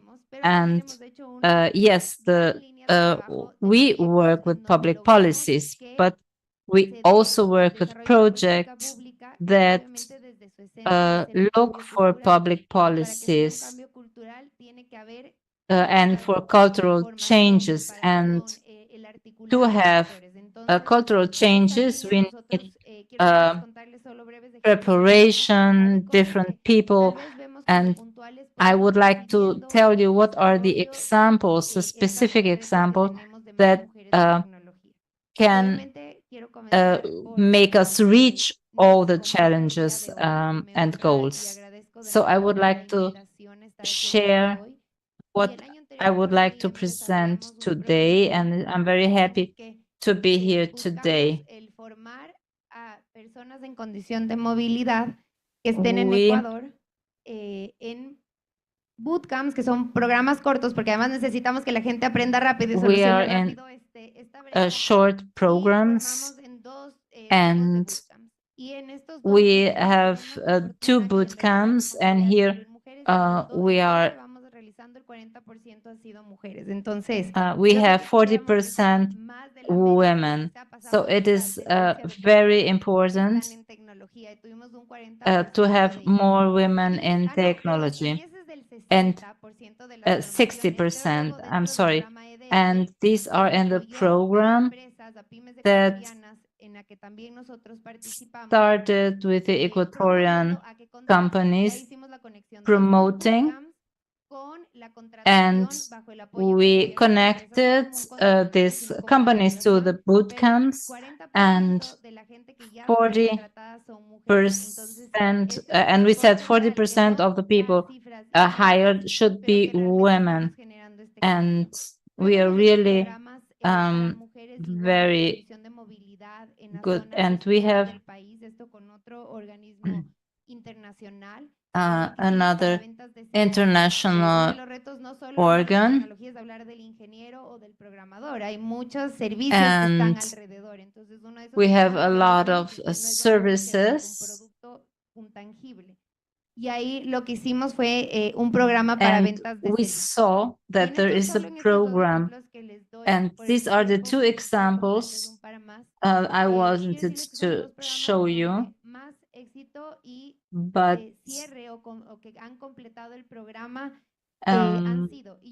they completed the program, and I think this is a very important factor because they have a responsibility and a commitment, and they are very grateful for all the opportunities and the support.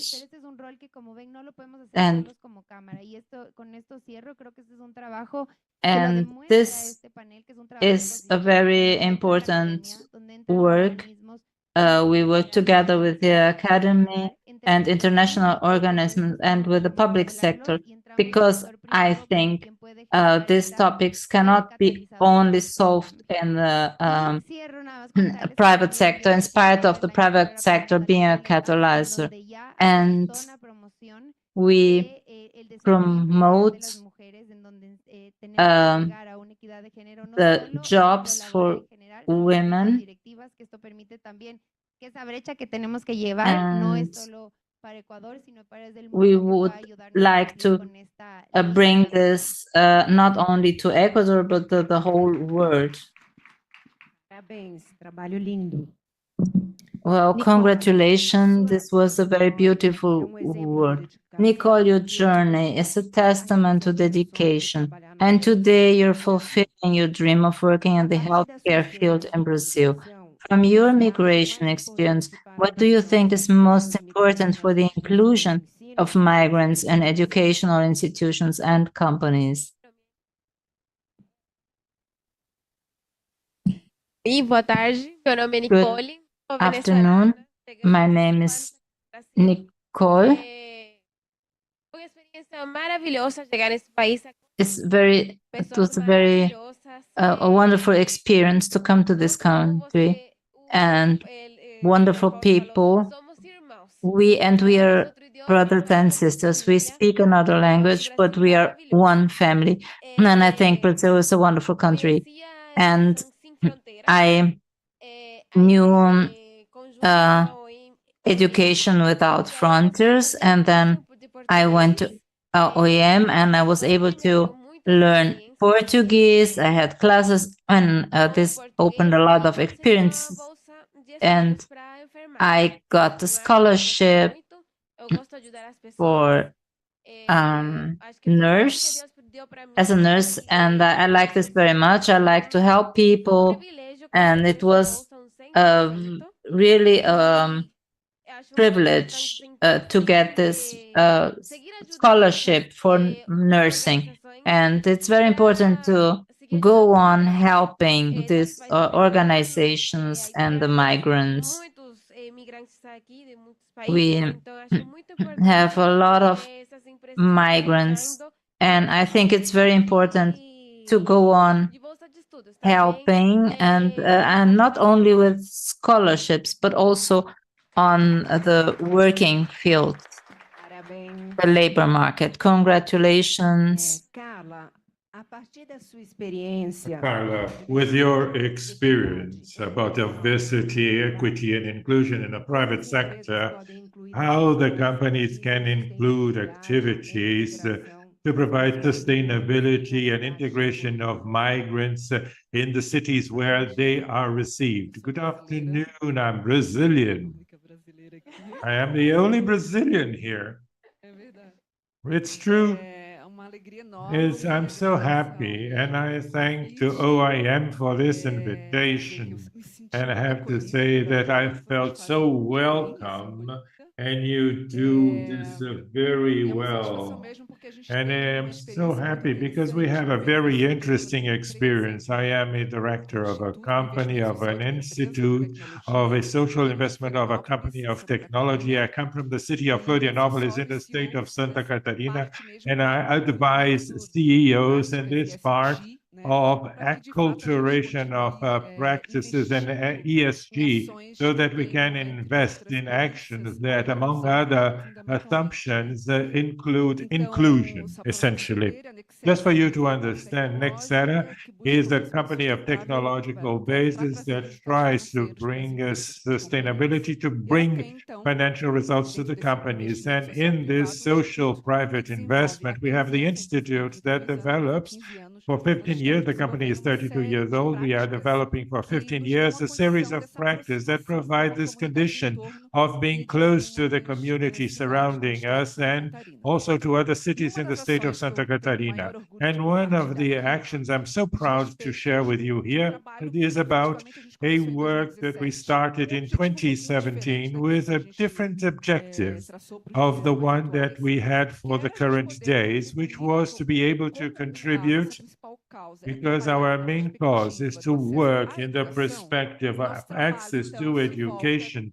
Then our work is trying to generate a journey of knowledge for those who were apart from these opportunities, aside from these opportunities. We started with this in a process where we try to qualify people to be leaders. And as of 1 year and a half or 2 years, we started introducing, rescuing a project that we had some years ago that was to continue to contributing to the democratization of knowledge through entrepreneurism, so that people could be prepared for the labor market.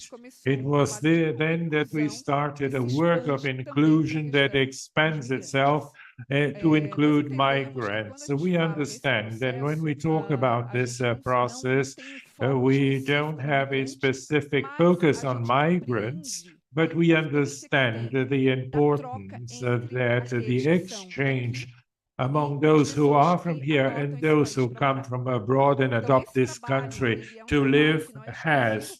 So this is a work that's not exclusive to migrants, but we also brought in this perspective of this exchange, we opened this process so that people could join a work with a lot of quality that could generate this inclusion. And then we did a calling, a bid, and we had a surprise that all the classes that we have opened for this kind of work, we have an average of 85% of migrants. So there we have Brazilians, many migrants in this last class that we have. Even the conclusion last Monday, we had a representation of 7 nationalities.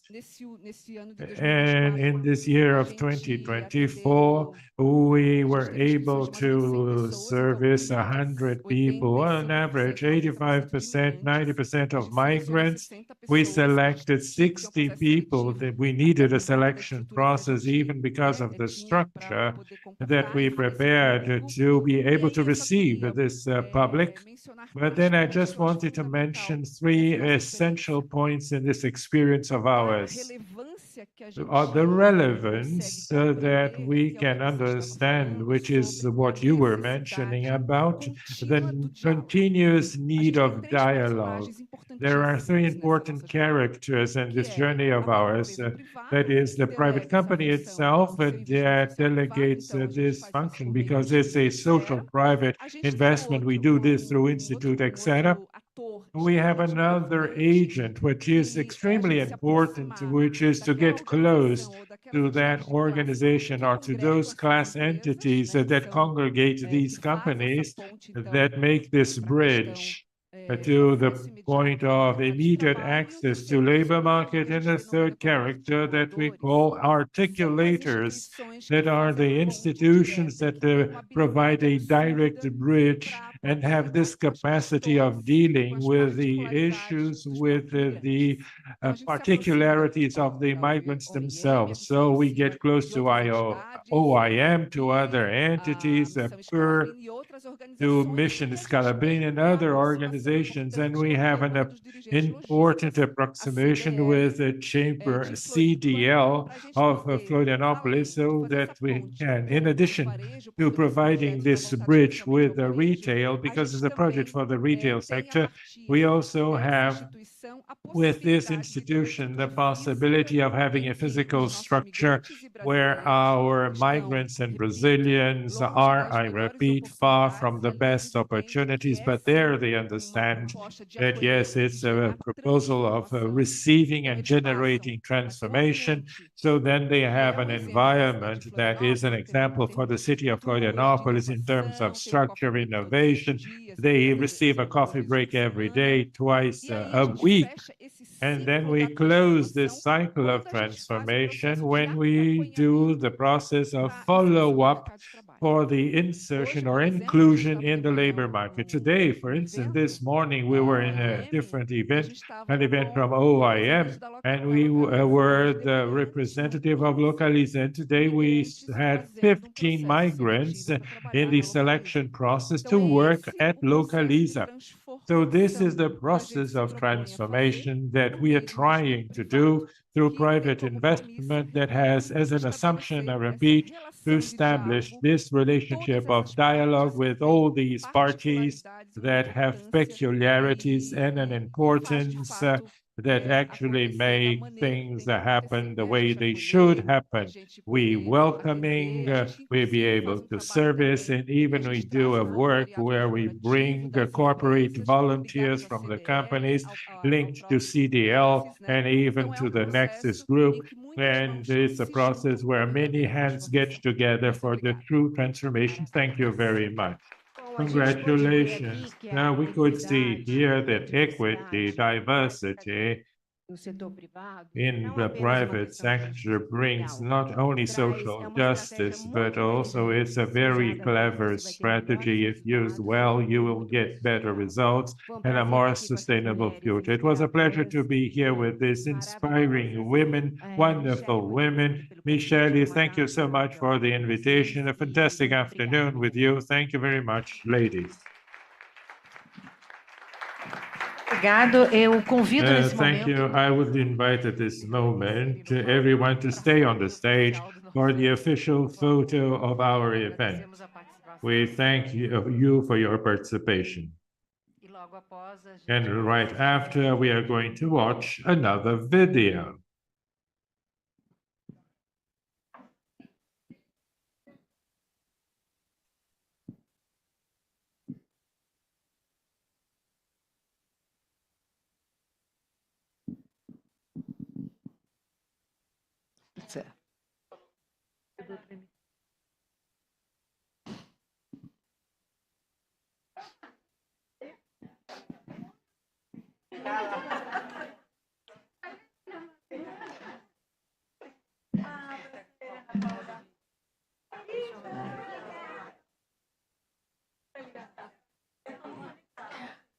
Agora eu convido a Now todos. I would invite you all to watch another video.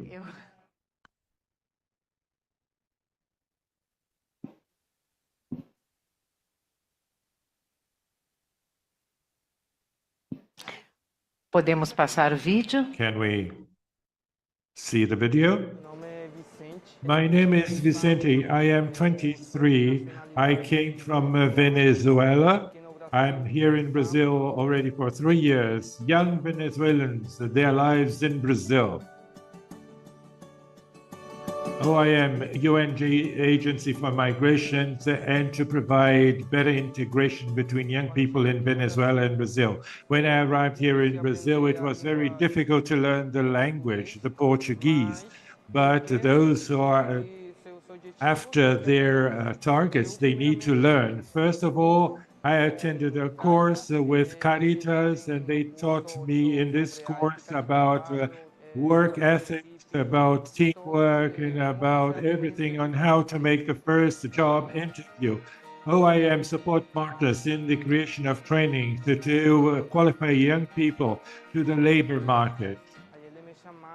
They called me because there was a job opportunity, and they said that there was a partnership with a fruit and veggies grocery. And then when they told me that I was going to start on March the 2nd, I was so happy because I had already been unemployed for 1 year. It was so difficult. I even had depression.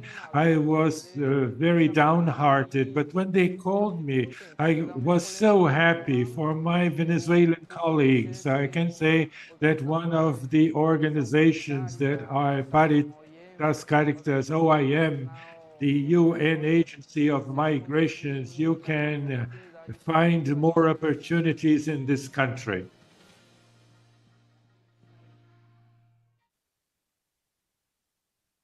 Bom, agora eu I invite. Nesse momento. In this moment, we are going to start our second and final panel. It is because our panel is about migrants as agents of transformation and sustainable economic growth. This panel will delve into the crucial role of migrants and their positive and transformative potential, both in their home and host societies. In an interactive dialogue, speakers will present initiatives from different companies, including strategies of labor mobility and migrant employment programs. And to moderate this panel, we invite Carla Pinheiro from Firjan, already introduced. Thank you. E para compor o And painel, also to be part of our panel, I would like to invite Mr. Mauricio Manfredini, Director of Compliance at Marfrig.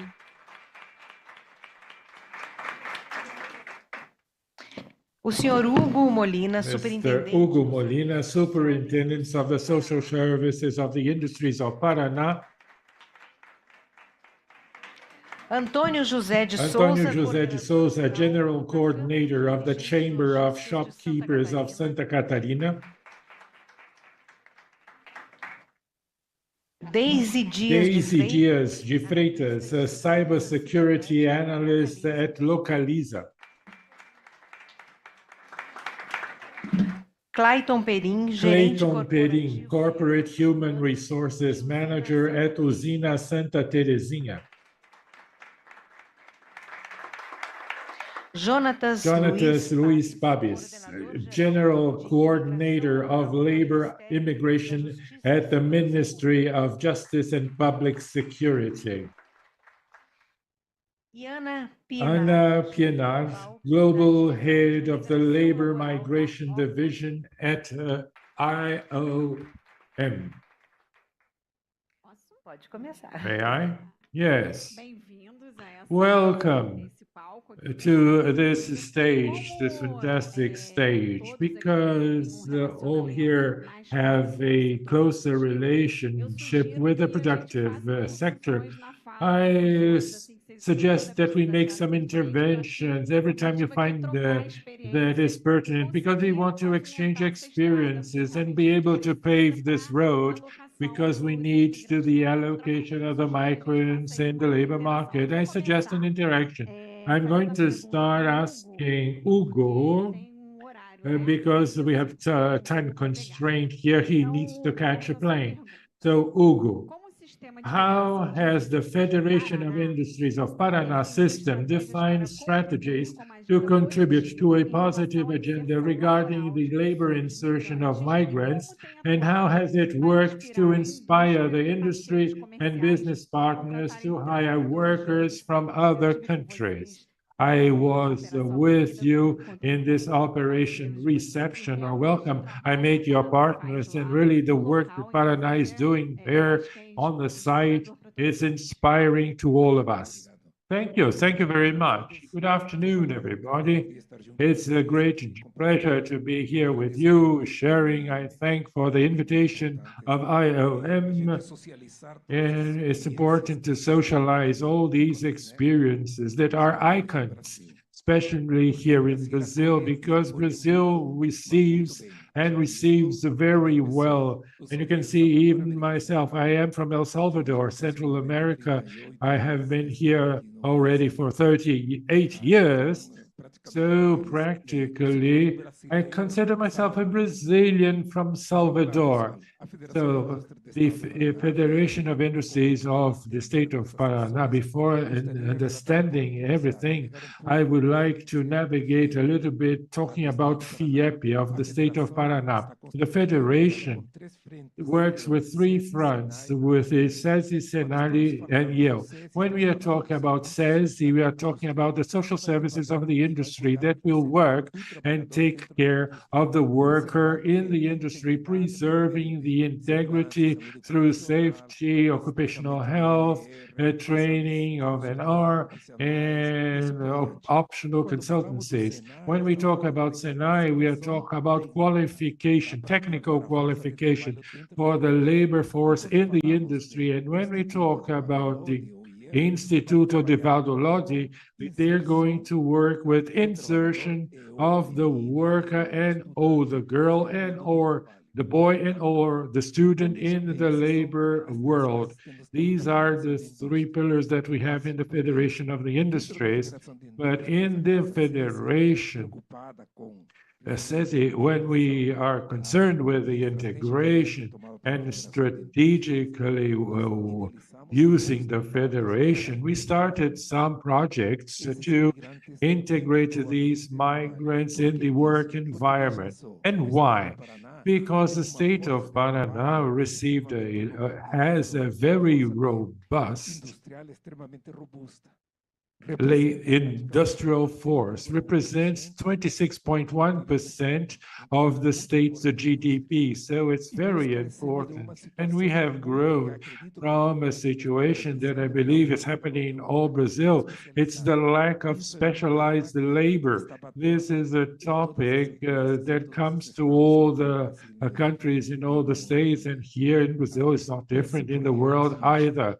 And so we work in this with this philosophy that because the federation is very close to the industries, of course, the lack of labor, we have migrants that need to be integrated to the labor force, and so then we projected a program that is called the reception industry or welcoming industry. This makes a link between supply and demand.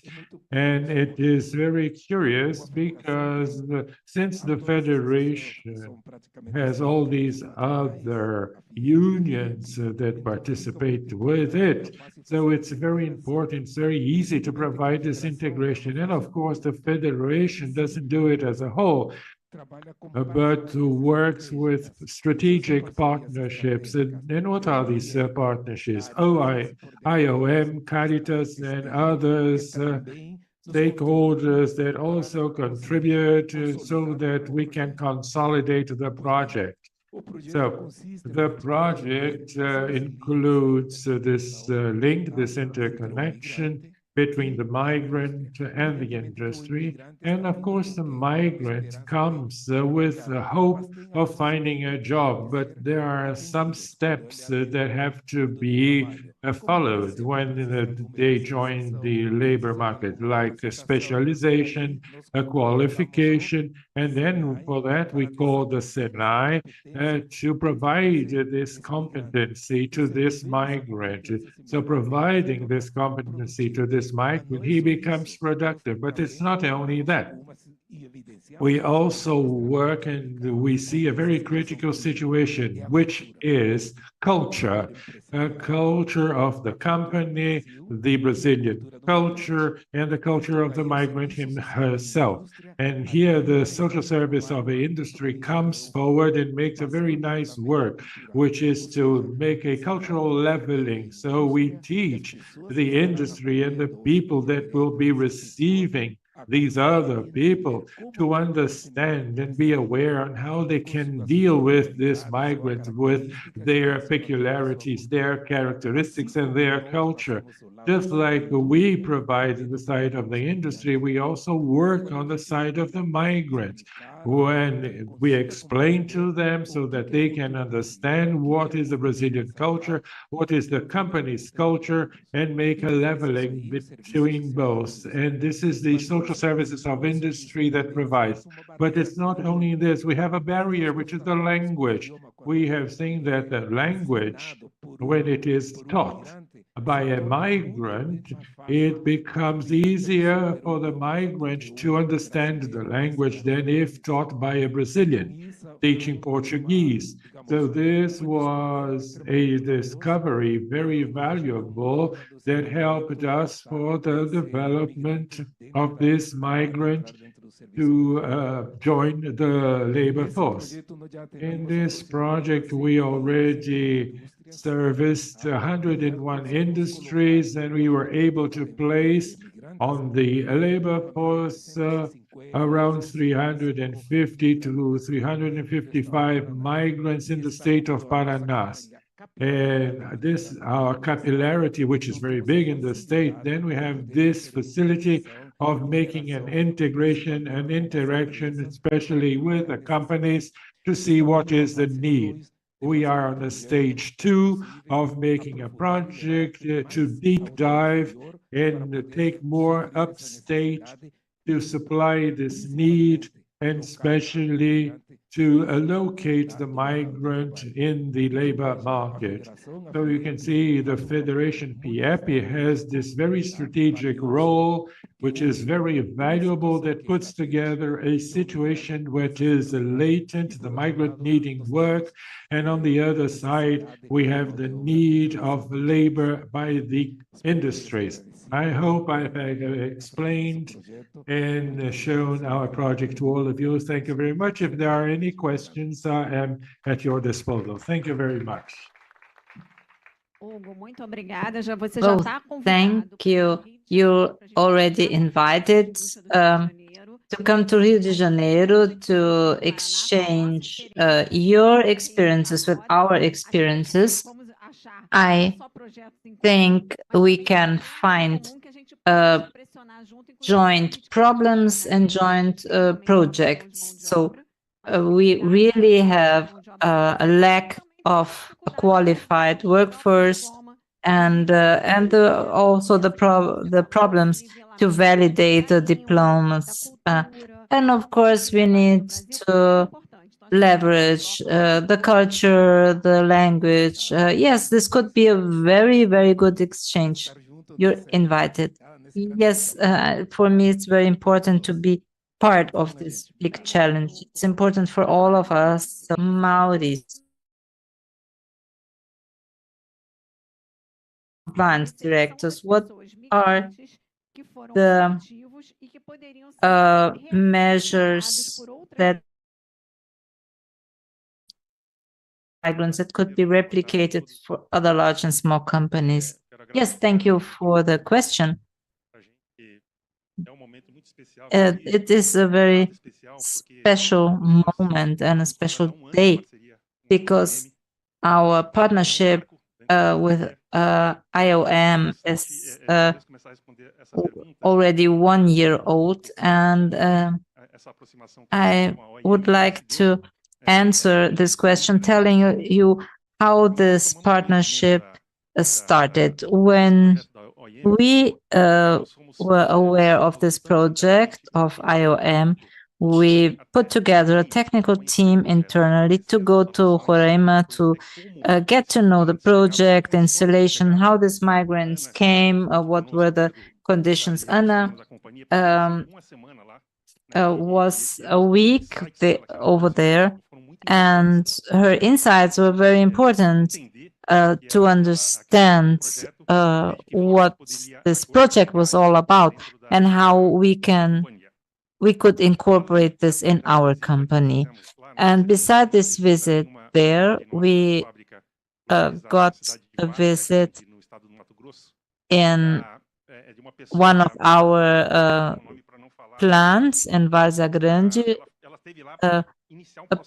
Someone came to raise awareness. Raisa, I think was her name. She wanted really to raise awareness in our leaders to understand what this would mean, not only for the company, but for these people. So she visited us, the IOM visited us, and we signed this partnership that is already 1 year old. And we started to hire. We started in Várzea Grande, then in Chupunguaya in Rondônia State, and then afterwards we brought some migrants to Mato Grosso, and we are evaluating the possibility to expand this project to Comissão in São Paulo.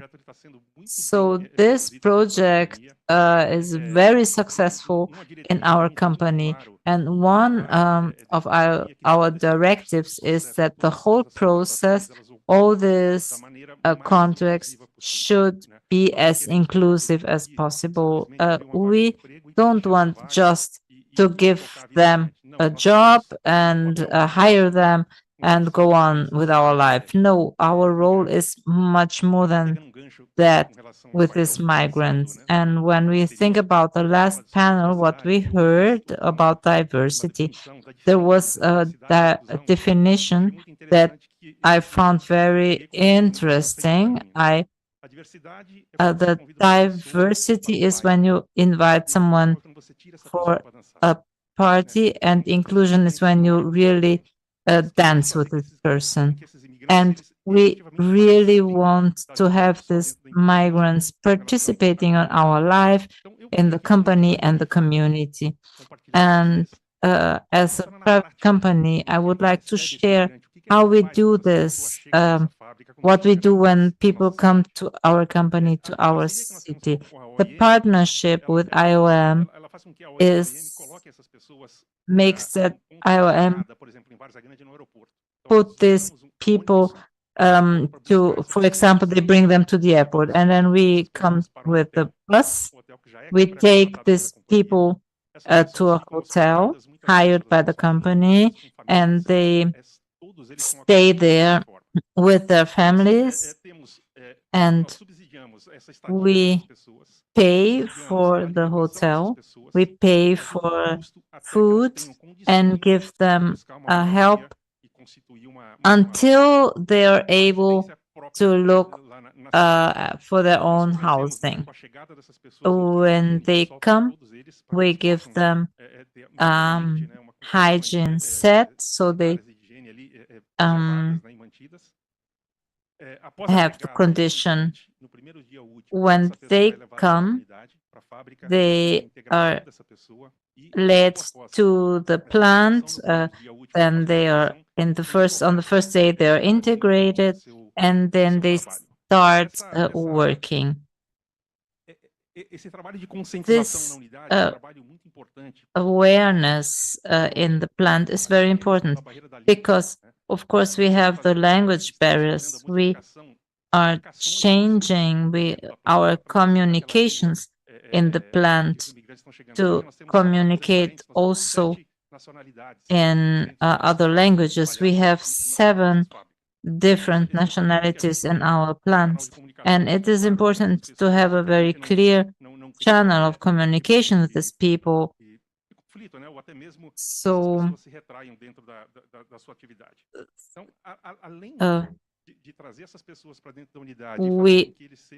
we bring them in our plant, but also we need to take care of all the processes outside of the company. So we have a partnership with authorities responsible for the documents. So we help them to get all the documents. We have a direct channel with health units, UBS, and they have a direct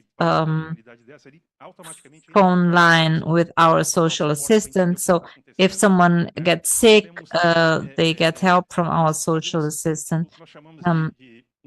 We do the integration, we do cultural parties in our company, events related to their nationalities with typical foods and music, and we really want them not only to work with us, but they should really feel welcome.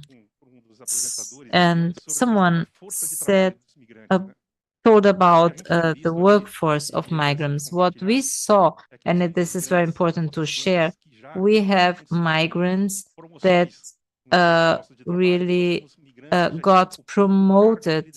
They really are leaders in our plants. And this is very important because this shows us that they are feeling well, they're speaking Portuguese, they're working well, they're improving, and they have been promoted in the company. And this is very important for us. And just to conclude, I believe that our role as a private entity is not only let them into get them into our business, but it's important for them to feel welcome in the city. It's a new city, it's a new society, a new country. So we should accompany them in their adaptation process in their new country. So that's what I wanted to share. Maurício, posso te fazer uma pergunta? Mauricio would like to ask you a question. What's the biggest challenge? If you should just name one challenge, what would be a challenge to put people in a company like Mafrig? So we are a food sector. 2/3 of our workforce are inside the plant. I think relationships is a very important topic. We need to lead this kind of relationships. Compliance channel is very important. We really look at these topics when we see that there are problems with migrants, because we shouldn't make errors. We should take care of them like we take care as of a child. Yes, that's a beautiful work. Michelle, perhaps we can work on best practices and use Mafri case and to demystify the barriers, because some companies believe that there are so many barriers. Now I would like to give the floor to Antonio. Antonio, as a general coordinator of the Chamber of Shopkeepers of Santa Catarina, how can companies association and business federations contribute to preparing and training migrants for the Brazilian labor market? And what contributions are these? Well, I would like to apologize, but I was on Paul McCartney show, and they almost hired me as a backing vocal. So I would like to thank IOM for the invitation. Good afternoon, and thank you for your question. As a member of I'm going to explain what CDL is. CDL is the Chamber of Shop Leaders.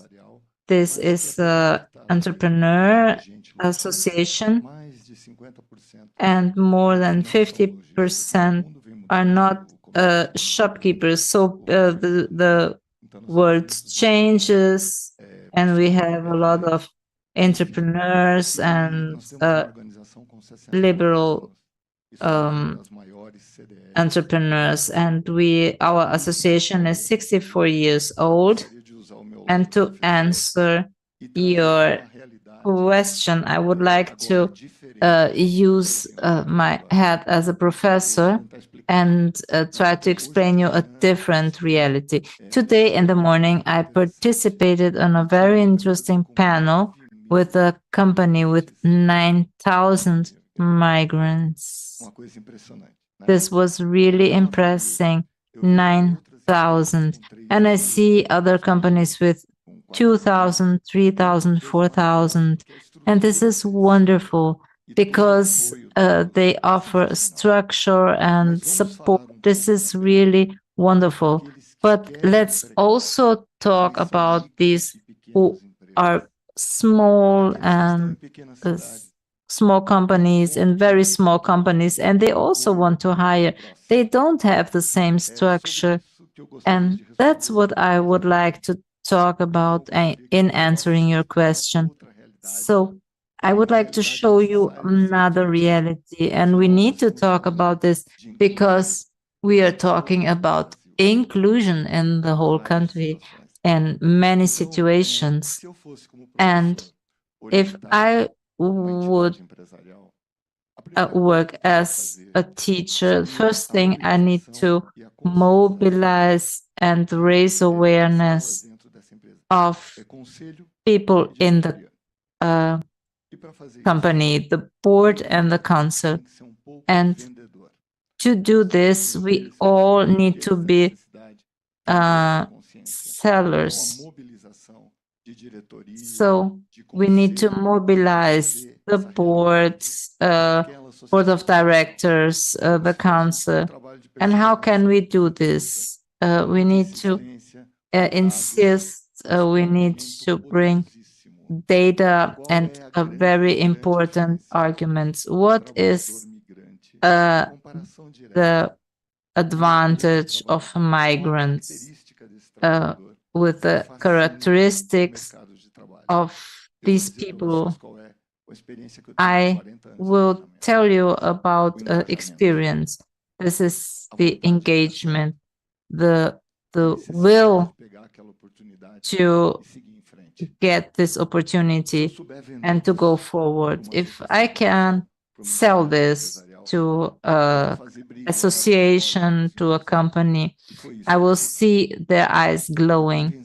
And that's what I did. I convinced the entity that it would be possible and it would be necessary to do this. The second step would be to try to get effective partnerships with entities that help this group. And I need support and partnership and expertise with entities like IOM.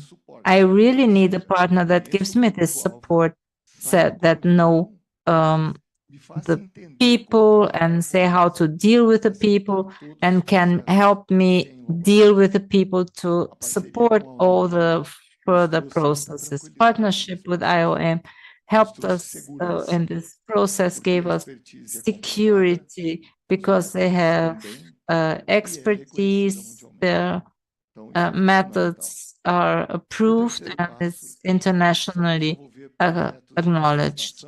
The next step would be have qualification projects, but not only helping him to learn. So initiatives are very good, but it's very rare to conclude them. I need the initiative and I need to conclude it. And this would the concrete realization of this project and to give them a real job. That's what we are able to do here with my partner, Localiza. And in this moment, the team is in Florianópolis and they are really offering jobs to one of our group of students. So I see a lot of initiatives happening, but we really need to conclude the process, and everything is concluded when the migrant gets a job contract with all labor rights. The next step is also very important, and I see here we have a very wonderful work, is to give tools. We help IOM to develop a tool to help the support in this process of hiring in the job market. These tools, after elaborated, are very simple but also very interesting. For example, booklets to explain not only the legislation to public administration, or most of the Brazilian companies, small and middle-sized companies, what is the biggest supporter? The accountant. Do you agree? So the accountant is the one that will help us to hire people. I am an accountant. So these processes are very important. So this accountant need the legislation and also a booklet explaining the legislation and also talking about culture, the Brazilian culture, the this would help a lot in this process. I think that entities like SEBRAE are very important, and this bureaus, the independent job agencies, they also need some material, and they also need support to help. And really, we're talking about very small cities that don't have a huge structure and they don't have a huge company. And also, we need the strong support of the federal government. It is so important to have effective policies as to make this document, like the booklets, to support this process. And now I'm going to talk about the project we have in Florianopolis. So this is inclusive retail. So we qualify people to work with focus of our members. This is a very interesting project, and of all registered, 50% already are working. And we have a very interesting number of people applying for jobs. But this happened because I convinced the director of one of the biggest retail in Santa Catarina to be an instructor of the course. When I bring such an important person in this small project with 30 people, this really reflects on the board. So they are insistent, engaged, and they believe it is possible. And we really need to sell strong arguments. We need to work on this very seriously and perhaps with a better voice than mine. Thank you for listening. Thank you, Antonio. So now, Daisy, congratulations for being a woman in cybersecurity. But bring more women. We need them talking about inclusion. And here is the question. With your trajectory in Localiza, how, in your opinion, the private sector can hold and use better the migrants? Good afternoon, folks. I'm happy to be here. Thank you for the invitation. Just like in a relation with a migrant, with a refugee, we learn and contribute. We come today with this mindset of learning, contributing, and it's been incredible. We are talking here of a moment post-hiring. It's so common to understand that the companies have that willpower of hiring more and promoting more diversity there in their staff numbers and wanting to increase the numbers. Okay, and after, to maintain, to hold this talent, how would it be? Localiza works in a different way with this topic because this topic is not included in the management directly with our colleagues in HR. It is tackled by the sustainability management. It is tackled by the group of affinity.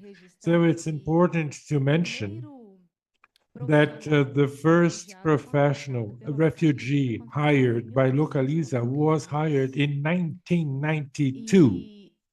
And after some time, and why this? Because the company actually believes that diversity, ethics, and respect contributes so that the business can be more prosperous, more citizen-geared or citizen-driven, and more humane.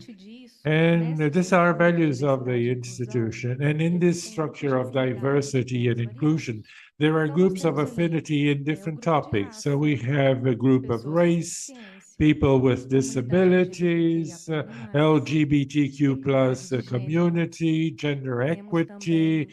We also have the refugees, and recently we have the 50 plus to give some vision to those professionals older than 50 years of age. And in this context, we work with volunteers. So currently I am a leader in this group of volunteers. And in 2020, formally, it was created in the company, this structure of diversity and inclusion, because this was the right thing to do. These were the words, Bruno Lazowski of our CEO. We are going to do it because it's the right thing to do, because it meets the values that we hold dear. And since 2020, the migrant professionals that had already been hired, they started helping, translating documents, for instance, for the other colleagues that hadn't access. And they included several improvements like driver's license to make they understand how they could validate their school certificate internally. And they helped as sponsors of people. So it started small with MVP, started with a pilot project, and throughout this time we looked for partnerships. And in 2023, we did a very deep survey to get acquainted with these professionals that were far from the headquarters. There are many branches, right?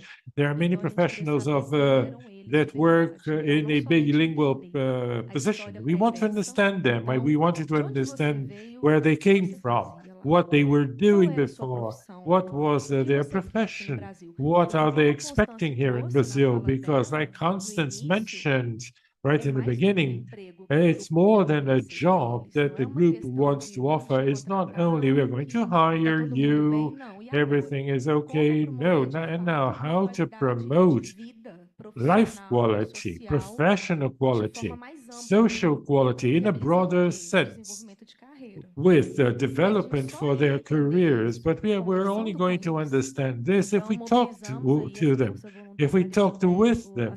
So we mobilize these volunteers so people are free to enroll in any group that they want. And we develop a strategic plan with the sponsorship of the high management. We report this to the Committee of Diversity and Inclusion of the company. That includes the head of the company and our head of legal and institutional relationships. With their sponsorship, we went there to get acquainted with these people. And then we identified exactly what would help them to feel that they belonged more. Because what we want is that they want to work for Localiza, that they find it charming to be there. And understanding this context, we developed a mentoring plan for them. We developed this plan to go beyond qualification, beyond the educational journey. We found the gaps, some with Portuguese, others with specialized professional education. Some had knowledge of mechanics. They could be in the branch and could progress because of this. What was lacking? Understanding the scenario, we developed this program, and now today they have classes with mentors that are volunteers, professionals in Localiza that are volunteers. They're there because they want, because they like, they want to contribute. And this is a big wealth for the company because volunteers use the will of the other. So when we see people that are willing to do this, the migrant, he feels received, will welcome. Somebody is caring for me. Somebody is preparing for me, for the market, for life. This is something that we identified this a lot. For instance, the shyness of a refugee, the retraction. And then how is he going to talk with his leader? And we are going to talk about a feedback of a development. We have to teach them So we work this way. We understand that to generate belonging and development of talents, we need to invest in post-hiring, in getting acquainted with these people. And if the team of refugees and migrants is too big, we will start with samples, small groups, but the important is to reach them, right? It's just like what we learn with Kaizen in continuous improvement. We need this understanding because most of the times we identify in our survey that they knew what they wanted, just but they didn't know how to convey and to whom convey. So among the volunteers, we identify, I gave a Portuguese classes. I know how to do a hammock. And then we allocated volunteers according to the needs. So I recommend and I suggest the results are excellent, and I would like to encourage all those who are here to think also on this point too of post-hiring and even work with volunteers in their organizations themselves because it generates a lot of engagement and empathy. Okay? Sensacional, So muito enriquecedor. sensational. It was a very interesting experience. I believe that you have a lot of information because you did the mentorship, the mentoring, and you deep dive. So I'm going to ask you a question. What was the biggest reason of evasion on this kind of work when it happens? When it happens, and we mapped in our cases, going to other countries, there are many situations. It was seen even the collaborators with whom we had this contact, they said, I wanted to be in Brazil just for a certain period of time. My objective was not to remain, especially in the branches down south. This is the first reason. And the second reason was related to family. Right? They met somebody from another city, they want to move, establish family ties. And we had these cases too. And last point, maybe point of salary, because of what they came here to achieve. But very few cases in this category where they were looking for a different kind of opportunity, and they used that local situation to start in the market to get some experience, but all of a sudden they were able to return to their area of origin, such as, for instance, sometimes the person comes with a qualification in management, very mature from the country where they came, and then they find an opportunity that does not match. And then it's natural that they go after an opportunity where they see that greater development and more progress will be found. But the first one is using Brazil as a bridge to go into another country. And this is challenging. To identify this in the process of selection is challenging. Clayton. You are our representative of people. As a corporate human resources manager at Usina Santa Terezinha, how was the reception and the follow-up of migrant families who arrived in the Maringá region, Paraná, to work in the company's operations? Could you tell us a bit about how that experience was and what positive impact it has had until today? Good afternoon, everybody. I would like to thank IOM for the invitation, especially Talita.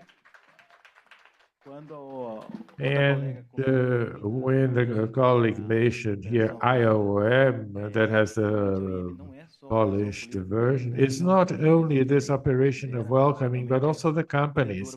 It's very welcoming to us with their project.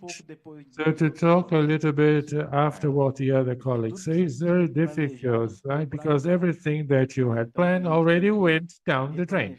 So you have to rethink all over again. But so talking about reception, hiring these employees upstate Paraná. Santa Teresinha Mill, we can confirm with you that it was a project of success.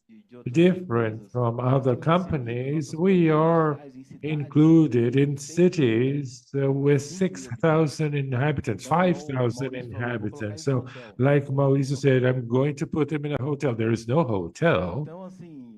And so there is a lot of things, difficulties, structure to be matched. So to say for you that there was a case of success, our program, we have to go back a little with the planning that was made. We planned a year before, and then after we started hiring, because we need to do this in a responsible way.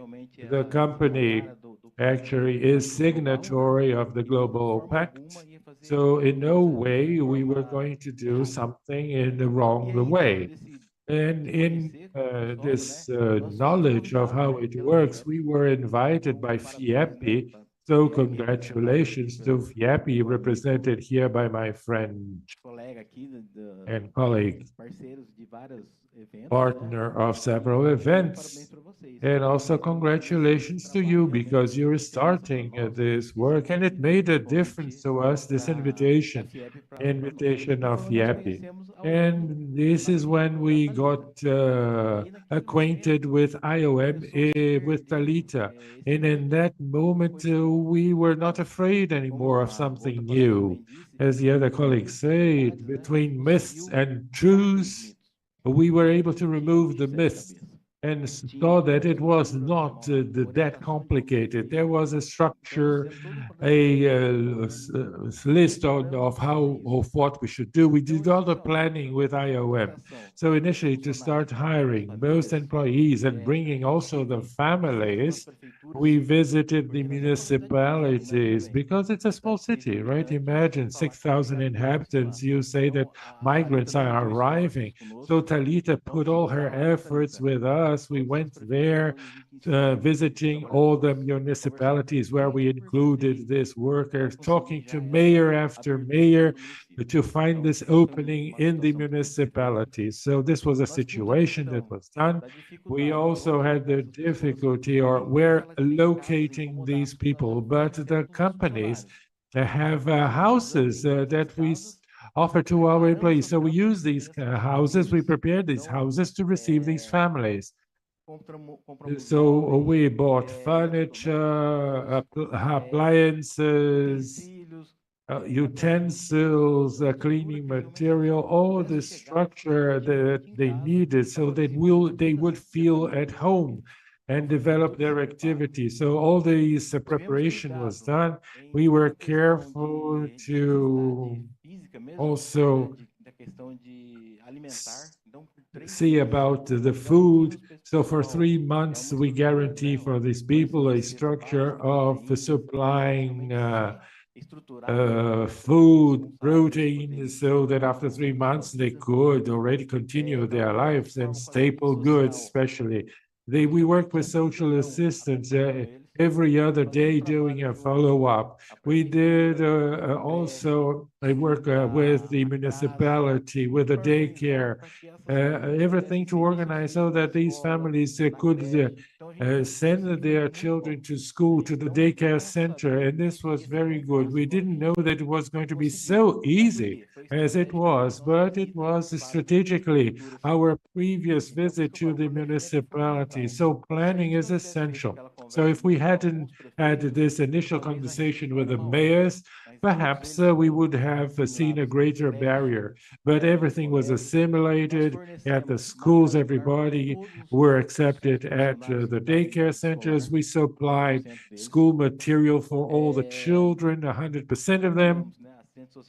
The social assistants doing the follow-up, that follow-up of taking to the authorities to make the regulation of all the documentation. We are still doing this, and we have to take in Guaíra 3 employees to collect the documents, and there was a big planning to make this work right. So with social responsibility, we were able to see that it's working.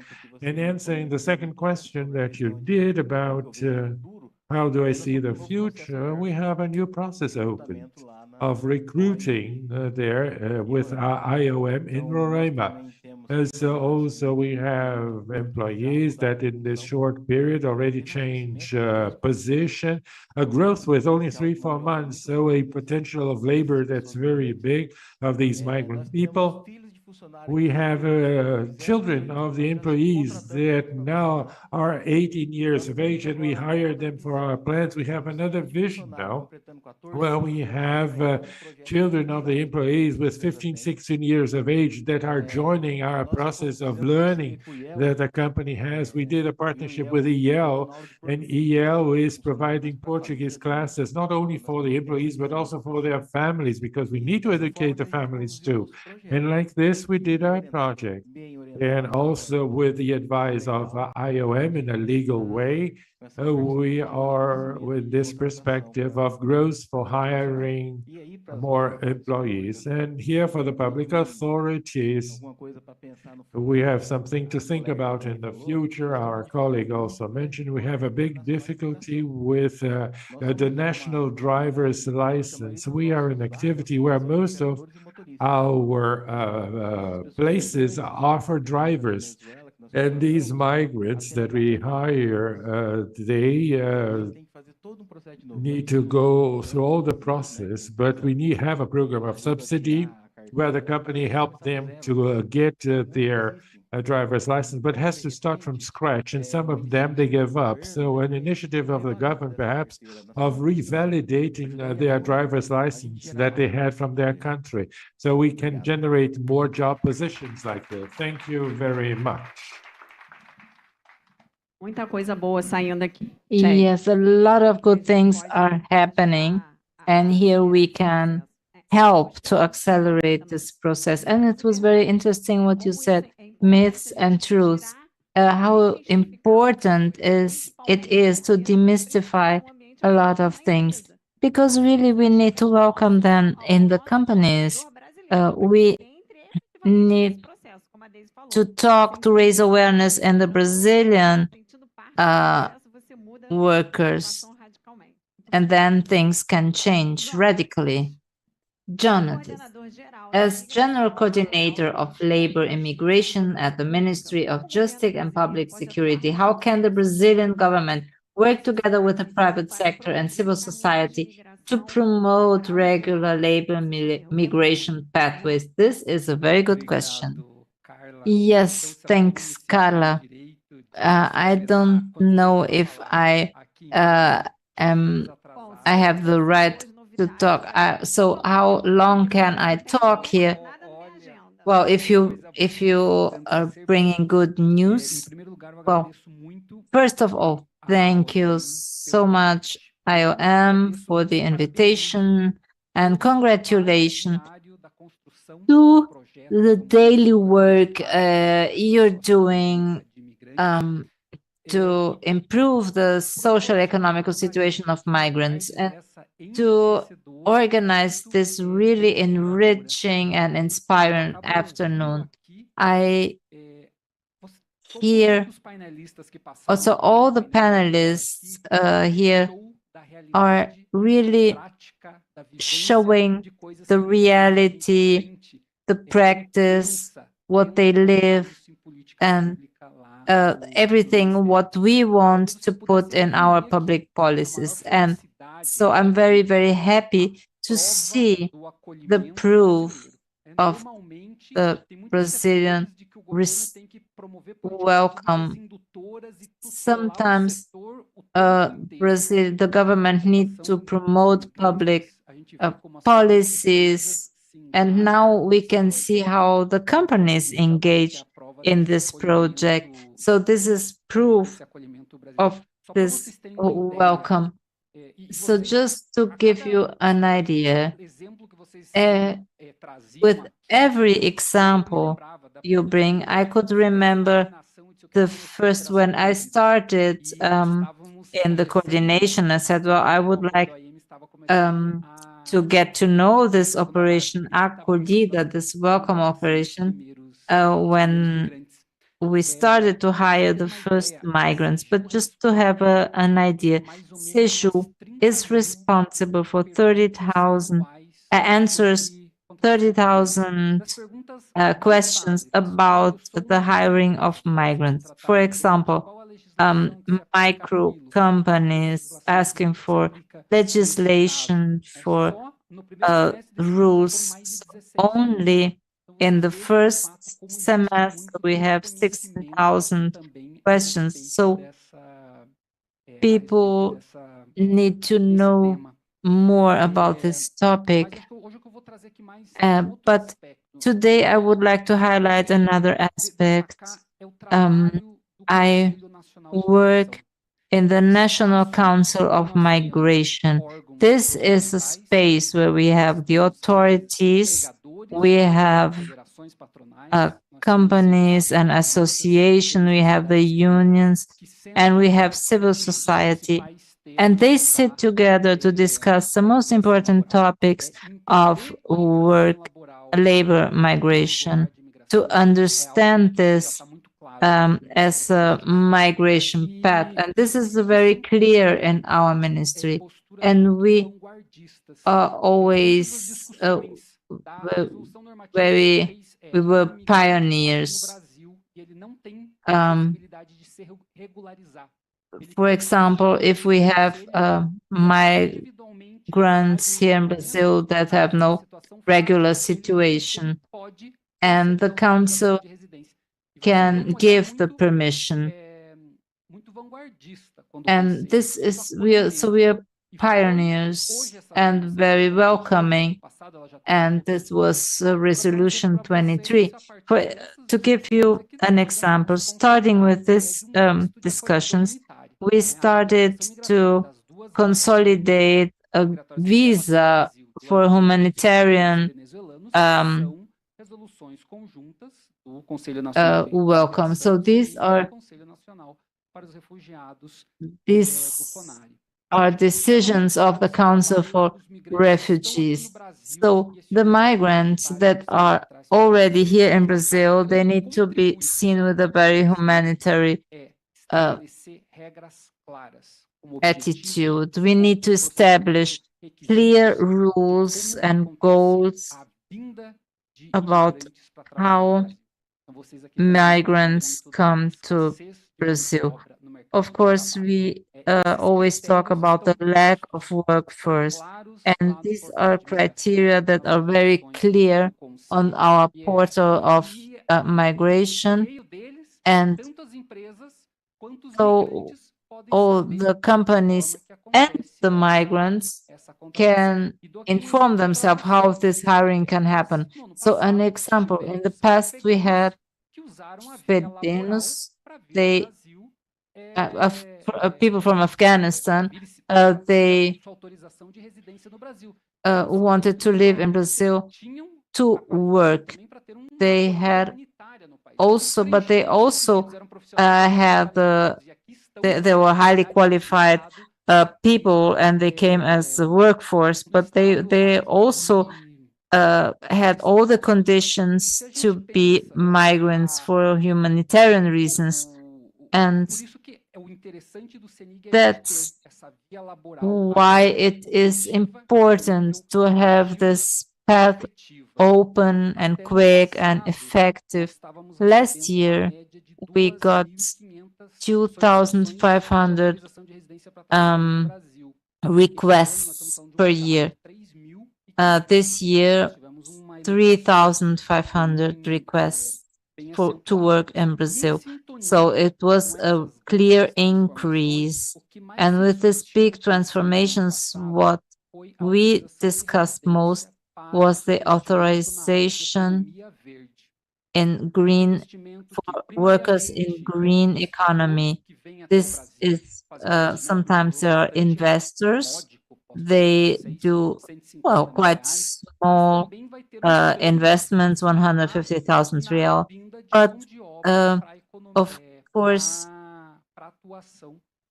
they need workforce to work in these areas of the economy. This was a joint project of the Ministry of Justice and the Ministry of Industry and Services. We start with the validation of green economy, and then they get the authorization by the Ministry of Justice. So this is a measure in synchrony with the international agenda and show the acknowledgement. So migrants can transform and support the sustainable economical growth. And this is what we do. And also we need to make some progress in the participation.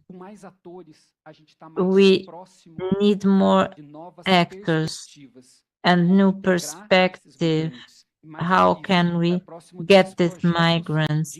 And with this project to qualify people for Brazilian society. So we made a lot of progress in Brazil beyond migration, and we really are quick in regulating, and we really want now to have the social and economical integration of these migrants. This is our challenge, and we are not able to do this alone from the government. This is a joint action between the government, the civil society, and the private sector. Thank you.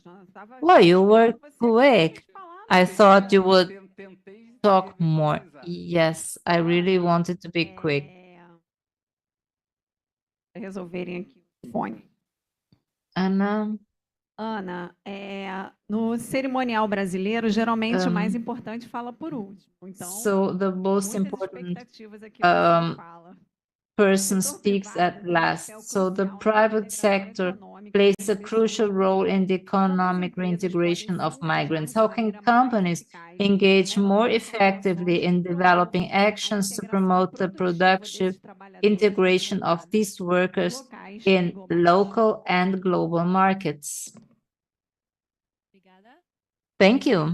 That's why you had the headsets distributed. I had prepared some, so my name's Anna. I come from IOM in headquarters, Viva. Thank you for having me. It has been so wonderful to learn about the pioneering work that is happening in Brazil. You are leading the world in how to do this well. So I had prepared some ideas about best practices, about how to integrate migrants into the economic workforce. And it's basically everything we've heard today. So I'm going to go through it, but you've already said everything. The first one is really holistic integration. So taking a view of ensuring that you're planning ahead for the way that you are going to do this, working very closely with government, working to figure out how you're going to address all of the needs of the migrants, social needs, economic needs, financial needs. We've heard examples today about financial inclusion, lines of credit, ways to access, ways to provide that type of welcome to really meet the needs immediately, the financial needs of migrants, but then also how to integrate them, how to allow them to ensure they know how to access health, education, social services. And what has been really wonderful today is to hear about the many, many examples of training and leadership from the private sector, from the top, and then that being translated into the staff of the company, the existing workforce of the company, to act as volunteers, as mentors, as welcomers for migrants, to be able to really take on that role as part of their company and part of their family that they're working in. So that's been just some fantastic examples that we've heard today. The other thing that we've heard is about the importance of providing job opportunities and advancement opportunities. So whether it's reskilling, upskilling, recognizing the skills that they're already bringing, but then also providing advancement opportunities, allowing them to become leaders in the company and take on those roles according to the skills and abilities that they have. And then the other thing I've mentioned already is really just the need for leadership, the need for this type of attitude to really come from the top of the company and for it to be a joint effort. The second thing I would mention is it's really helpful, and I come from the private sector. My previous role, I've been at IOM 6 months. My previous job is at the private sector.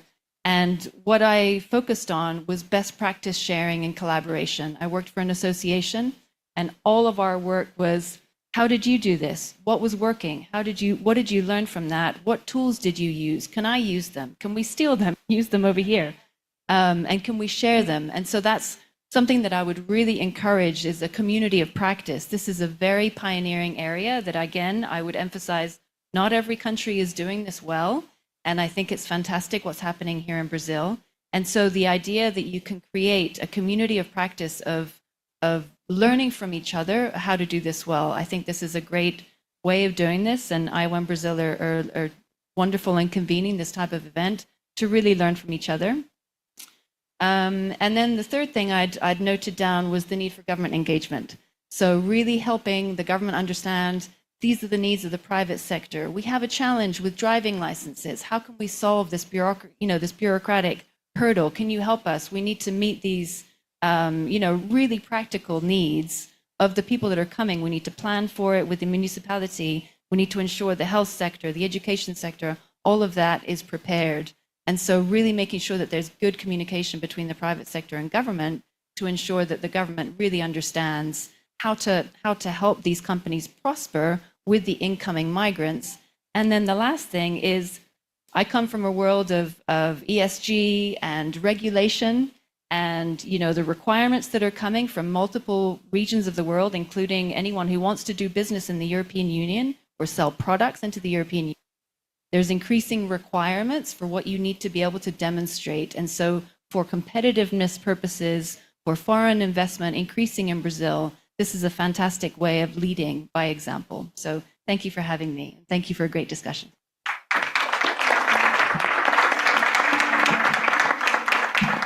Bom, encerramos esse painel. Queria agradecer a todos. With that, we would like to conclude this panel. Thanks to all participants. This was a very rich experience, and we're only starting today. We have a lot to do, a lot to cooperate. Congratulations. And now I would like to give the floor back to our Master of Ceremonies. Thank you. I'm going to leave the protocol, and I would like to give the floor to Mr. Paolo because he wants to deliver a message.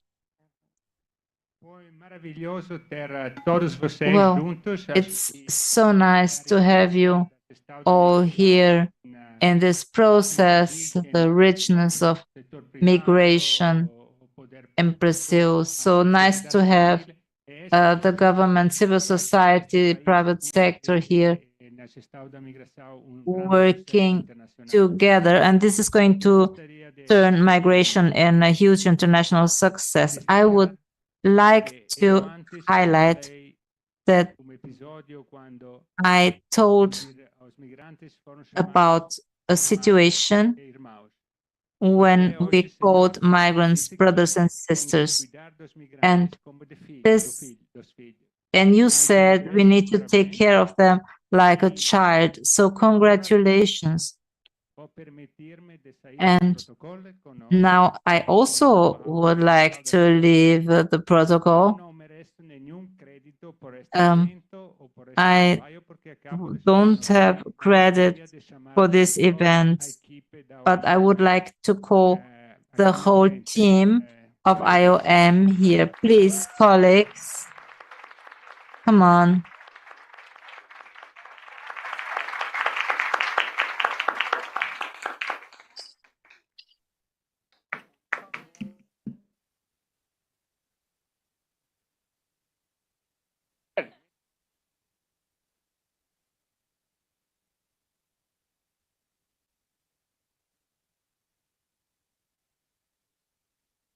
Quero dizer mais uma vez que para I mim é would like to say that it's a huge privilege to be here with you today.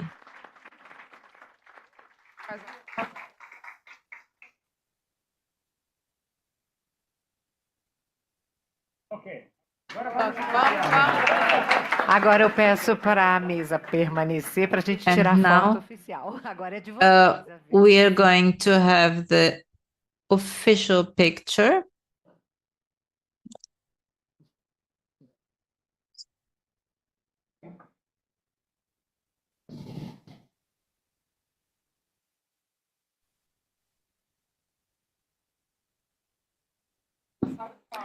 Muito obrigada. Thank you.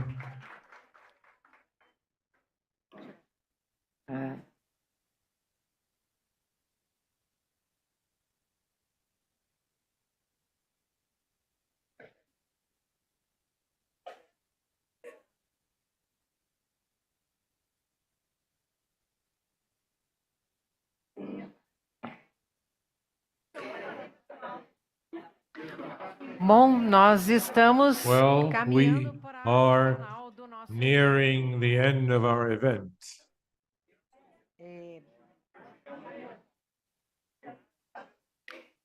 Eu convido a todos a I sentar. invite you all to take your seats so that we can close the event. Bom, como estamos no And final do because nosso we evento, are at para the fazer o end of our encerramento, event, to close, I would like to invite to the stage Ms. Michele Baron Fresta and Shariati. Freshta Shariati. é uma Freshta jovem Shariati is a young woman from the Afghanistan, 26 years old, and it's living here in Brazil only for 1 year and 4 months. She graduated in chemistry by the University of Kabul. In the first semester of 2024, she joined the course of cloud computing promoted by IOM in partnership with Amazon. Today, she works with information security at Albert Einstein's renowned hospital. And also, I give the floor to Ms. Michelle Baron, head of programs for the International Organization for Migration in Brazil. She was born in Dublin, and she began her career in South Africa and held leadership positions in Mozambique, Liberia, Cuba, Bosnia, Afghanistan, India, North Korea, Serbia, Cambodia, Panama, and Brazil in international organizations such as the WHO, UNICEF, WFP, OSCE, IOM, Oxfam, and Save the Children. I turn the floor to both of you. Thank you. Good afternoon, everybody. I would like to thank IOM for the invitation. I am proud of being here today and talking to you. I am proud because in my country, other girls don't have this right to education. But I am here and I'm using all the opportunities I get. Thank you to all the organizers and all that are helping me. And I know that you are trying to help other people. People who are speaking English in here, I would like to just as a thank all of the organization, especially special IOM, because all of the time they help with migrants, not in Brazil, all of the world. But I would like talk just 2 seconds in Portuguese, just because like a thank. Gostaria de agradecer. I would like to thank all the organizations like IOM for all the opportunities, especially opportunities of job positions and education. And also I thank for offering this opportunity of sharing our experiences and contribute to the growth and development. Also, I thank for the support to the migrant communities. This event reinforces the importance of collaboration to develop a stronger and a more inclusive society. Thank you very much. And at the end, I love Brazil because of diversity, culture, and also freedom of expression. Thank you.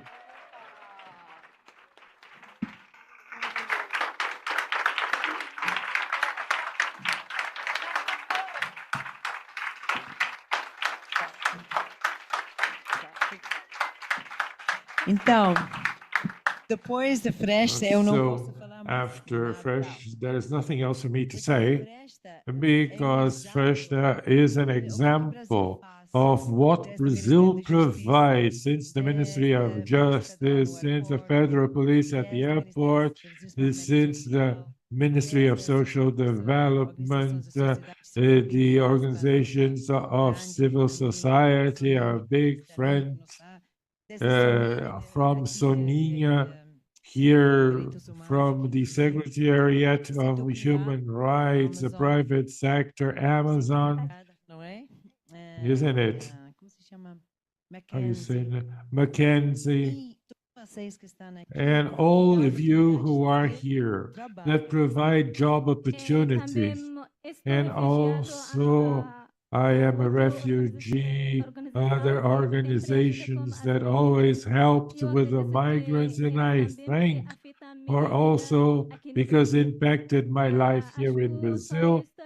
And I am a refugee. I believe I'm the only person here, but I thank them all very heartily. That's it. So there is nothing else to say. Thank you, gratitude, shukran, thank you, and music maestro.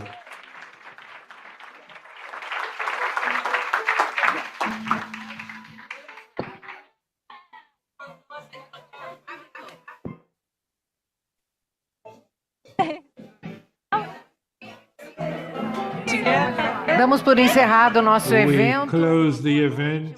Thank you, everyone. Good night. Thank you for your presence. Head to toe, so player. Come on.